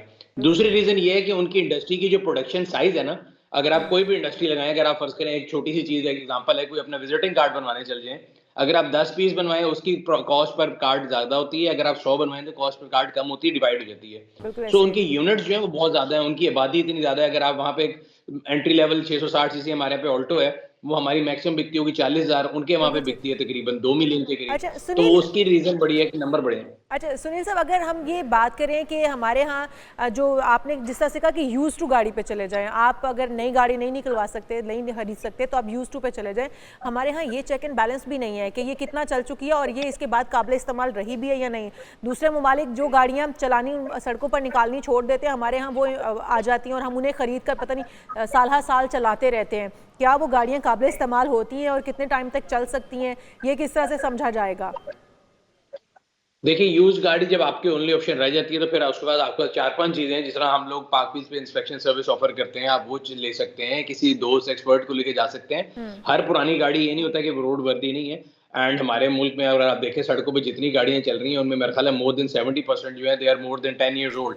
ग्लोबल स्टैंडर्ड से शायद वो कहते हो कि जी 10 साल बाद पुरानी हो जाती है, बट वो पंजाबी में कहते हैं राजखांदी मस्ती है, तो वो उनके लिए ठीक है। वी आर हम एक गरीब मुल्क है, हमारे पास ये लिबर्टी नहीं है कि हम नई गाड़ियों पर रहें। अच्छा सुनील भाई, ये भी बताइएगा कि जो मौजूदा हमारे पास 4-5 बड़ी ऑप्शंस हैं कार्स की या मुख्तलिफ कंपनीज की, क्या ये जस्टिफाइड है इनकी कीमतें? ठीक है महंगाई हुई है, डॉलर का रेट भी बहुत ऊपर गया है, लेकिन इसके बावजूद जो प्राइसेस ये ऑफर कर रहे हैं और जो स्पेक्स, जो क्वालिटी ये दे रहे हैं गाड़ियों की, ये जस्टिफाइड लगती है आपको? देखिए अगर हम देखें पिछले 4-5 सालों के अंदर तो कंपटीशन जो है, मैं हमेशा कहता हूँ they drives things to its better outcome. तो इस टाइम तो परफेक्ट कंपटीशन है, गाड़ियां एक दूसरे के प्राइस अंडर कट करने पे तैयार हैं, कंपनियां आपको ऑफरें दे रही हैं।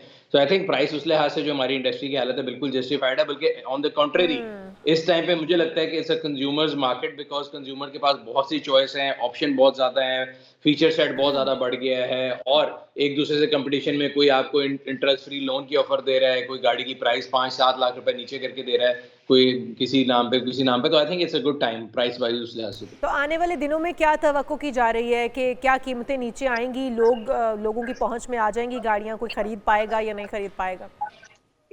अगर तो मैंने आपसे वोट लेना हो तो मैं कह दूंगा, वैसे असल में ऐसा कुछ नहीं होगा। अच्छा, मतलब करीब में कहीं पर भी कीमतें नीचे आते हुए नजर नहीं आ रही हैं। जो हमारी मुआशी सूरत हाल है, हमारी मुआशी सूरत हाल बेहतर हो रही है, आशारिये बेहतर हो रहे हैं, कह रहे महंगाई भी कम हो रही है, फिर हमारे जो हमने देखा कि स्टॉक मार्केट में बड़ी अच्छा रुझान देखा गया है, वो भी बुलंद तरीन सतह पर पहुंचा है। तो क्या इसके इम्पैक्ट जो है वो आने वाले दिनों में ऑटो इंडस्ट्री पर नहीं पड़ेगा? देखें उसका जो बिल्कुल आप कह रही हैं फिगर्स बिल्कुल ऐसे ही हैं, लेकिन उससे ऑटो इंडस्ट्री मैं आपको बता रहा हूँ तो पहले बेचारे कॉस्ट से नीचे दे रहे हैं, वो अपनी ऑफर्स लगा के दे रहे हैं, कोई आपको 1.5 साल की इंटरेस्ट फ्री किस्तों पे दे रहा है, कोई कुछ दे रहा है। सो यस, इनकी शायद डिमांड बेहतर हो जाए, डिमांड बेहतर होने से प्राइस नीचे कहीं से नहीं आएगी। So that's what I am saying कि मुझे नहीं लगता कि देयर एनी सॉलिड रीजन कि इनकी प्राइस नीचे आए। अभी ऊपर नहीं जाएगी बिकॉज आपका डॉलर भी रुका हुआ है, तो उस लिहाज से बेहतर है। बट नीचे आने की मुझे कोई नजर आती नहीं। अच्छा, फ्यूचर क्या देख रहे हैं ऑटो इंडस्ट्री का? आपको लगता है कि अब इसमें बेहतरी आने जा रही है? जिस तरह से हम देख रहे हैं कि पिछले कुछ अरसे में नई कंपनीज़ ने पाकिस्तान के अंदर काम शुरू कर दिया है, न सिर्फ जिनकी प्रोडक्शन शुरू हो चुकी है, मैन्युफैक्चरिंग शुरू हो चुकी है। तो आपको लगता है कि स्पेयर पार्ट्स की मैन्युफैक्चरिंग भी आने वाले दिनों में शुरू हो सकती है और उससे कितना फ़ायदा होगा कीमतें देखिए स्टेबल रहने में बेहतरी नीचे आएगी। आने में। गवर्नमेंट ने जो पॉलिसी दी थी उसमें सबसे बड़ा इंपॉर्टेंट इंसेंटिव उनको ये है कि अगर वो यहाँ से एक्सपोर्ट भी करेंगे, सो काफी ऐसे प्लेयर हैं जिन्होंने अगर राइट हैंड मार्केट में दुनिया में एक्सपोर्ट करना है तो वो कह रहे हैं कि जी हम पाकिस्तान से करेंगे, जिनमें 3-4 कंपनियों ने भी ये पार्शियल शिपमेंट जो है एक्सपोर्ट भी की है। तो उस लिहाज से बेहतरी आएगी कंज्यूमर के लिए। पहले मैंने आपको बता दिया कंपैरेटिव मार्केट बन गई है, ऑप्शंस भी बढ़ गई हैं, प्राइस भी जो है कोई ऑफर्स दे रहा है, तो बेहतरी आएगी। इंडस्ट्री के लिहाज से यस, जैसे भी आपने बोला कि जी स्टॉक मार्केट भी परफॉर्म कर रही है, सारा कुछ बेहतर हो रहा है, तो जो उनकी डिमांड साइड का डेफिसिट था, जो लोग डिमांड कम हुई हुई थी, वो भी मुझे लगता है बेहतर हो जाएगी। बहुत शुक्रिया। बहुत सुनील शुक्रिया। सरफराज मनी साहब हमारे साथ मौजूद थे। और कीमतें यही बड़ी है कि यहाँ पे स्टेबल रह जाएं और नीचे आने के तो चांसेस बिल्कुल नहीं है। अच्छा, और वैसे जुनैद, आपने देखा होगा कि जहाँ पर जो चीज़ महंगी हो जाती है उसका बायकॉट कर दिया जाता है, यहाँ पे ऐसा नहीं होता। अल्टरनेट ढूंढ लिया जाता है, तो कीमतें भी नीचे आ जाती हैं। आप भी गाड़ियों का बायकॉट करें। और जो मैं आपको कह रही हूँ कि आप साइकिल्स खरीदें तो यकीन माने बहुत अच्छा आइडिया है, आपकी हेल्थ भी अच्छी हो जाएगी और गाड़ियों की कीमतें देखेंगे लेकिन कितनी लोग जल्दी आपकी नीचे बातों पे आती हैं। तब यकीन करेंगे जब आप खुद साइकिल मैं पे खुद आना साइकिल शुरू पे आऊंगी। करेंगे। Oh my God. और वो हम दिखाएंगे भी साइकिल सही, खरीदी। आपको दिखाएंगे एंट्री इशाल की साइकिल पे, और उसके बाद फिर आपने भी इस पे अमल करना है। अच्छा, ये तो खैर थी मजाक की बात। और आगे बढ़ते हुए आपको बताते हैं कि एक ज़बरदस्त शाहकार बनाया था एक आर्टिस्ट की तरफ से, और वो ये था कि एक दीवार के ऊपर टेप के साथ एक केले को लगाया गया था और वो केला $6.2 मिलियन में नीलाम हुआ था, यानी कि $2.25 अरब में। और उससे बड़ी खबर ये है, अरे ये पेंटिंग थी वैसे, और इससे बड़ी नहीं खबर पेंटिंग ये नहीं है, वो देखें ये आर्ट का नमूना है और ये फिजिकली ये बनाना को केला चिपका लगाया दिया गया था चिपकाया गया वॉल था के ऊपर। और अब उससे बड़ी खबर ये है कि इस क्रिप्टो करेंसी के बानी ने इस $2.25 अरब के केले को खा लिया है। ओह माय गॉड, ये कोई देखें। मतलब अमीर तरीन शख्स, क्रिप्टो करेंसी है उनके पास, जाहिर है कितना पैसा होगा, उन्हें फर्क नहीं पड़ता। 2 अरब रुपए में कितने खरीदा हुआ ये शाहकार उन्होंने खा लिया। कुछ थोड़ा सा ख्याल कर लेता है, आप डोनेट कर दें, किसी के काम आ जाए। लेकिन जारी बात है, वही आपकी वाली बात कि उनको पास इतनी रकम है, इतना पैसा है कि उन्हें इससे फ़र्क नहीं पड़ता कि $2.25 अरब का केला वो 1 मिनट में खा गए हैं पूरी मीडिया के सामने। और खबर तो वायरल बन गई है, बिल्कुल खबर बन गई। और इस तरह के जो बड़े लोग हैं वो सिर्फ खबरों में रहने के लिए इस तरह के कारनामे सर अंजाम देते रहते हैं कि अरबों में केला जो है वो उन्होंने 1 मिनट में ख़त्म कर दिया है। नाज़रीन, एक ब्रेक लेते हैं, ब्रेक के बाद दीगर इश्यूज़ पे बात होगी, हमारे साथ रहिए। देविदास प्रोग्राम में एक बार फिर से आपको खुशामदीद कहेंगे जनाब। माहौल को खुशगवार बनाने के लिए आपको मुख्तलिफ परफॉर्मेंसेज दिखाएंगे, क्योंकि निजी चैनल पर एक अवार्ड शो हुआ है जिसके अंदर आतिफ असलम ने भी बड़ी अच्छी परफॉर्मेंस दी है। रंगारंग तकरीब थी और आगाज कर लेते हैं आतिफ असलम की परफॉर्मेंस से। फिर और भी तो रंगारंग लगेगी ही, बहुत रंगारंग थी। आपको भी आतिफ लगेगी असलम की शानदार परफॉर्मेंस पहले हम आपको दिखाते हैं। मुझे आतिफ असलम की आवाज़ वैसे ही पसंद है, गाना बड़ा खूबसूरत था, लेकिन जो आउटफिट है वो उससे भी ज़्यादा खूबसूरत था। फॉर्म में नजर आ रहे हैं। और मैं जुनैद चाहूंगी कि आप भी ये ट्राई करें, ब्लू कलर और उसके ऊपर जो किया गया था बड़ा खूबसूरत। लेकिन मैं गाना बिल्कुल भी ट्राई नहीं कर सकता, क्योंकि गाना नहीं, आप ये आउटफिट जो वो जरूर ट्राई करें। बिल्कुल करेंगे। और उसके बाद अब दिखाते हैं जरा फरहान और कुबरा खान की भी एंट्री कैसी थी, जरा वो भी देखिए। अपने दिल जीत लिए। और आउटफिट्स में इसलिए बार बार करती हूँ, बीइंग अ डिज़ाइनर मुझे अच्छा लगता है किसी को देखना और किसी के कपड़ों को सराहना। हानिया आमिर की परफॉर्मेंस हो जो जिसने सबके दिल जीत लिए हैं, जुनैद का दिल भी देखते हैं ना कि क्या मुनफरिद था आखिर हानिया के परफॉर्मेंस में। तो इसका मतलब ये है कि बदनाम करी जा रही है सारी, मतलब पलके छपकी बगैर देख रहे थे। अच्छी बात है, उनकी परफॉर्मेंस अच्छी थी, इसमें कोई शक नहीं है। हानिया अच्छे एक्टर भी हैं और अच्छी परफॉर्मर भी हैं और उन्होंने ज़बरदस्त परफॉर्मेंस दी है, तो पसंद करनी भी चाहिए और उसकी दाद भी देनी चाहिए। और जुनैद, आपको पता है भारत हो या पाकिस्तान, बहुत बड़ी तादाद है हानिया की। और ये जो अभी फवाद के साथ उनकी फहद मुस्तफ़ा के साथ ज़बरदस्त ड्रामा सीरियल आई थी, उसके बाद उनकी जो शोहरत है उसमें मज़ीद इजाफा हो चुका है। खैर, ये तो थी एंटरटेनमेंट की दुनिया की कुछ बात, लेकिन जो मसाइल की तरफ आ जाते हैं, इंटरनेट की दुनिया है उसके मसाइल अपनी जगह पे जूं के तुम मौजूद हैं। और मुल्क में VPN की बंदिश का जो खतरा है फिलहाल तो टला है।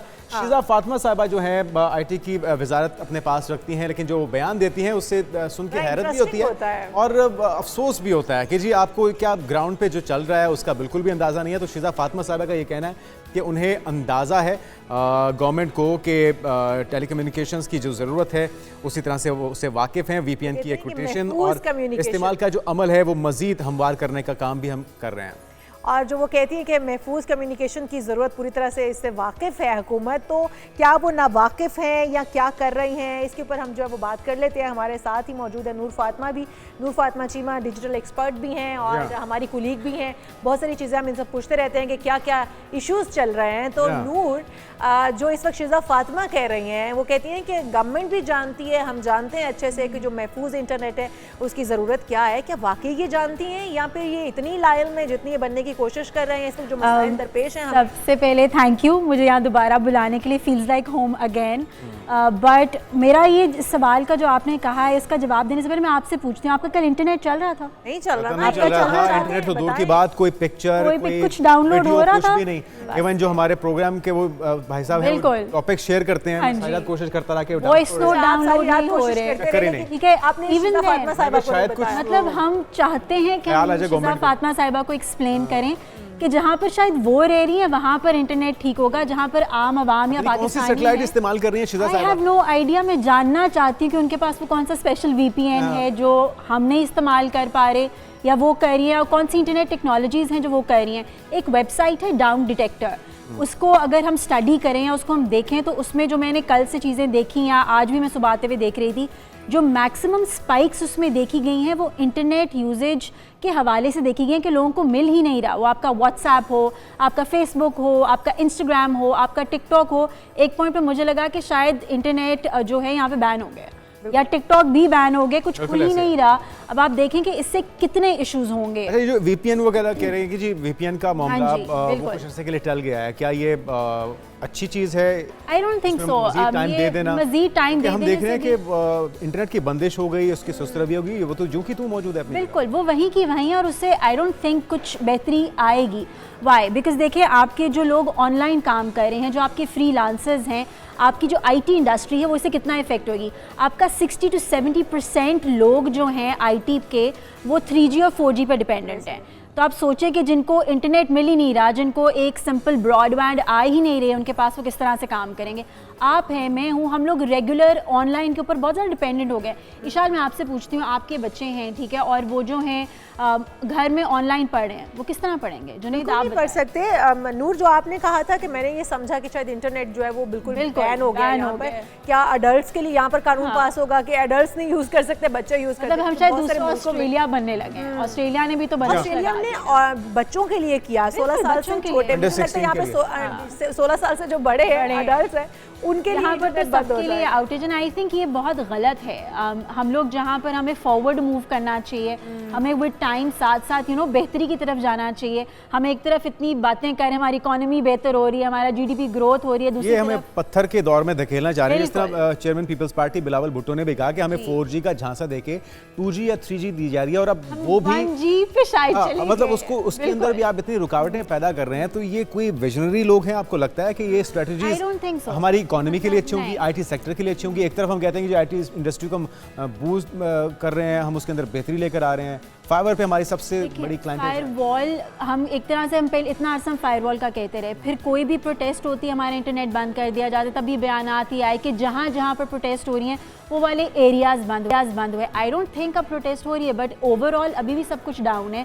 आपके जो लोग ऑनलाइन बिजनेसेस कर रहे हैं उनको प्रॉब्लम है, जो आपके डिलीवरी बॉयज़ हैं उनको प्रॉब्लम है, जो आपकी ये गाड़ियाँ चलाते हैं लोग, of course they require the internet. कोई घर से बाहर नहीं करवा पाते हैं, अपनी ऊबर बुक नहीं करवा पाते हैं, कोई ऐसी ऐप नहीं यूज कर पाते, बैंक ट्रांजैक्शन नहीं हो पाएगी। एग्जैक्टली, हम परेशान तो हैं, लेकिन क्या शिज़ा फातिमा साहब, जो मैं पहले बात कर रही थी, उन्हें शिज़ा फातिमा साहिबा को पता नहीं है? आई डोंट वो जिस दुनिया में रहती है, और ये भी हो सकता है कि वो बेबस उनके पास खुद, लेकिन इस तरह के फिर बयान भी नहीं होते हैं। उन्होंने मीडिया को शायद फेस करने के लिए इस तरह का बयान दे दिया, लेकिन उन्हें अंदाजा नहीं है कि इसके क्या असरात हो सकते हैं। बिल्कुल, अब आप देखें ना, वो एक तरफ कह रही हैं कि जी सिर्फ कुछ % लोग हैं जो एक्स हैं, और उसके हिसाब से जो है हमने आज़ादी राय को नहीं बंद किया। आप बाकी हर जगह अपना मौक़िफ़ बयान कर सकते हैं। I need to know where, हम कहाँ करें? एग्जैक्टली। और इंस्टा बंद है, आपका एक्स बंद है, फेसबुक बंद है। ये पता है कि इस मैक्सिमम कोई 70 to 80% लोग एक्स यूज करते हैं, और अब तो अवेयरनेस ही आपको वहाँ से मिलती है। न्यूज़ दुनिया में क्या चल रहा है, अगर आप ये जानना चाहते हैं तो आप डेफिनेटली आप उस पर जाएंगे। आप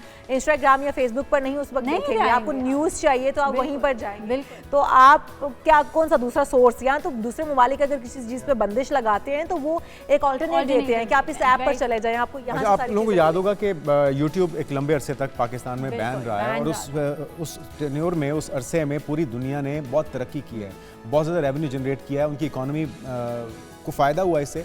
ये जो इस वक्त हो रहा है इंटरनेट की बंदिश का मामला, आपके ख्याल में कितना पीछे हम हो रहे हैं पूरी दुनिया से, और इसके जो असरात हैं वो कब तक देखे जाएंगे? देखिए जो स्टडीज़ है ना उसके हिसाब से अगर एक दिन आपका इंटरनेट बंद रहे ना तो तकरीबन हमें 1 बिलियन का नुकसान होता है, इनफैक्ट मोर देन 1 बिलियन। तो आप ये एक दिन की बात हम कर रहे हैं, आपके जो इतने अवाम है, इतने बच्चे हैं जो बाहर नहीं जा सकते, जो रेगुलरली फ्रीलांसिंग कर रहे हैं, ऑनलाइन काम कर रहे हैं, आप उनके बिजनेसेस को देखें कितना इफेक्ट होगा। अगर ये VPN की रिस्ट्रिक्शन की हम बात करते हैं और ये हो जाता है कि आपने रजिस्टर अपने आप को करना ही करना है, तो जो बच्चा अपना ऑनलाइन उसको असाइनमेंट मिलेगी वो पहले रजिस्ट्रेशन के हिसाब से कुछ घंटे वेट करेगा, और जब वो वेट करेगा तो ऑफकोर्स उसकी वैल्यूएशन डाउन हो जाएगी, वो जो भी स्टार्स उनको मिलते हैं वो खराब, उसकी क्लाइंटेज खराब हो जाएगी, दुनिया से आप कम्पीट नहीं कर सकते, हम कम्पीट ही नहीं कर सकते। आई मीन ये एक न्यू नॉर्मल बनाया जा रहा है, but really is this the normal? आप दुनिया से कट ऑफ कर रहे हैं ना अपने, 5G 6G पर जा रहे हैं और हम 4G भी नहीं हमें अवेलेबल, तो बस फिर क्या हो सकता है। बहुत शुक्रिया नून, और आप हमारे साथ मौजूद थी। वैसे तो बहुत गपशप इस पर लग सकती थी और बहुत दिल भी था, बट क्योंकि टाइम इतना शॉर्ट होता है और हमें कानों में एक बड़ी सुरीली आवाज़ सुनाई दे रही होती है हमारे पैनल प्रोड्यूसर की कि बस कर, और लोग भी वेट कर रहे हैं क्योंकि आज है मंडे और हमने बताना होता है कि लोग, हमारे ऑडियंस का, देखने वालों का ये अगला हफ्ता कैसा रहेगा। बहुत सारे लोग मुंतज़िर हैं कि जॉब्स कैसी रहेंगी, उनकी मिलने वाली हैं या नहीं मिलने वाली, उन्हें क्विट करना चाहिए या नहीं, और किन की शादियाँ होंगी नहीं होंगी, बहुत सारे लोग ये इंतज़ार कर रहे होते हैं। तो हम उन्हीं से जान लेते हैं। उनसा शाह हमारे साथ मौजूद हैं। शाह साहब आपको वेलकम टू शो कहेंगे। उनसा क्या कहती हैं आप, ये हफ्ता जुनैद के लिए अच्छा रहेगा? बहुत परेशान है वो। अस्सलाम वालेकुम, good morning both of you. Good morning. इंशाल्लाह अच्छा ही होगा। अब हफ्ते की शुरुआत हो रही है तो पॉजिटिव थिंकिंग के साथ आगे बढ़ना चाहिए इंशाल्लाह। तो एक एक करके जरा हो जाए उन साहब। जी, एरीज से शुरू करते हैं और आने वाला हफ्ता एरीज के लिए फूल की एनर्जी है, बिगनिंग्स नजर आ रही हैं, न्यू स्टार्ट, न्यू जर्नी नजर आ रही है। तो ट्रैवल भी हो सकता है, उसके साथ कुछ नए मामलात स्टार्ट हो सकते हैं, कोई नई जॉब हो सकती है, कोई नया रिलेशनशिप बन सकता है, कोई नया दोस्त बन सकता है, या कोई भी ऐसी नई कमिटमेंट किसी के साथ, कोई नया प्रोजेक्ट आपका शुरू हो सकता है। फिर टॉरस की बात करते हैं। टॉरस वालों के लिए जजमेंट का कार्ड है, तो ये हफ्ता टॉरियंस के लिए भी बहुत अच्छा गुजरेगा, और जो है वो जिन के लीगल मैटर्स वगैरह हैं तो वो भी बेहतर हो जाएंगे। ट्रैवल का भी कार्ड है, सेहत का आपने बहुत ख्याल रखना है इस हफ्ते स्पेशली, और फाइनेंशियल मामलात भी आपके स्टेबल होते हुए नजर आ रहे हैं। अब जेमिनाई की बात करते हैं। जेमिनाई वालों के लिए 10 ऑफ सोर्ड्स के, जिन जेमिनाई वालों के लिए बहुत प्रॉब्लम्स थी, बहुत टफ टाइम उन्होंने देखा, चाहे फाइनेंशियली या रिलेशनशिप में या जॉब बिजनेस में, उनके लिए गुड न्यूज़ है कि वो टफ टाइम उनका ख़त्म हो रहा है, और एक न्यू बिगनिंग्स यहाँ पे जेमिनाई वालों के लिए भी मुझे नज़र आ रही हैं।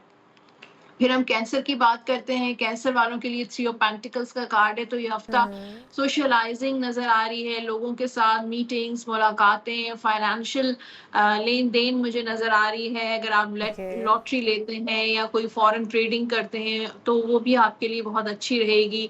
आपकी प्रेडिक्शन से ना उनसा मुझे अपने मियाँ घर पे नजर नहीं आ रहे। सोशलाइजिंग आपने कहा तो मुझे अब ये पता है कि वो घर पे नहीं नजर आएंगे। हाँ, दोस्तों के साथ बैठना, लेकिन ज्यादातर जो बिजीनेस है वो काम के लिए, यानी कि फाइनेंशियल मैटर्स डील करना, करियर, जॉब, बिजनेस, उसकी हिसाब से मुझे कैंसेरियंस के लिए लग रहा है। तो ये हफ्ता पैसों के लिहाज से अच्छा रहेगा। कुछ लोगों की थोड़ी बहुत सैलरी इंक्रीज हो सकती है और पैसों का प्रॉफिट भी हो सकता है।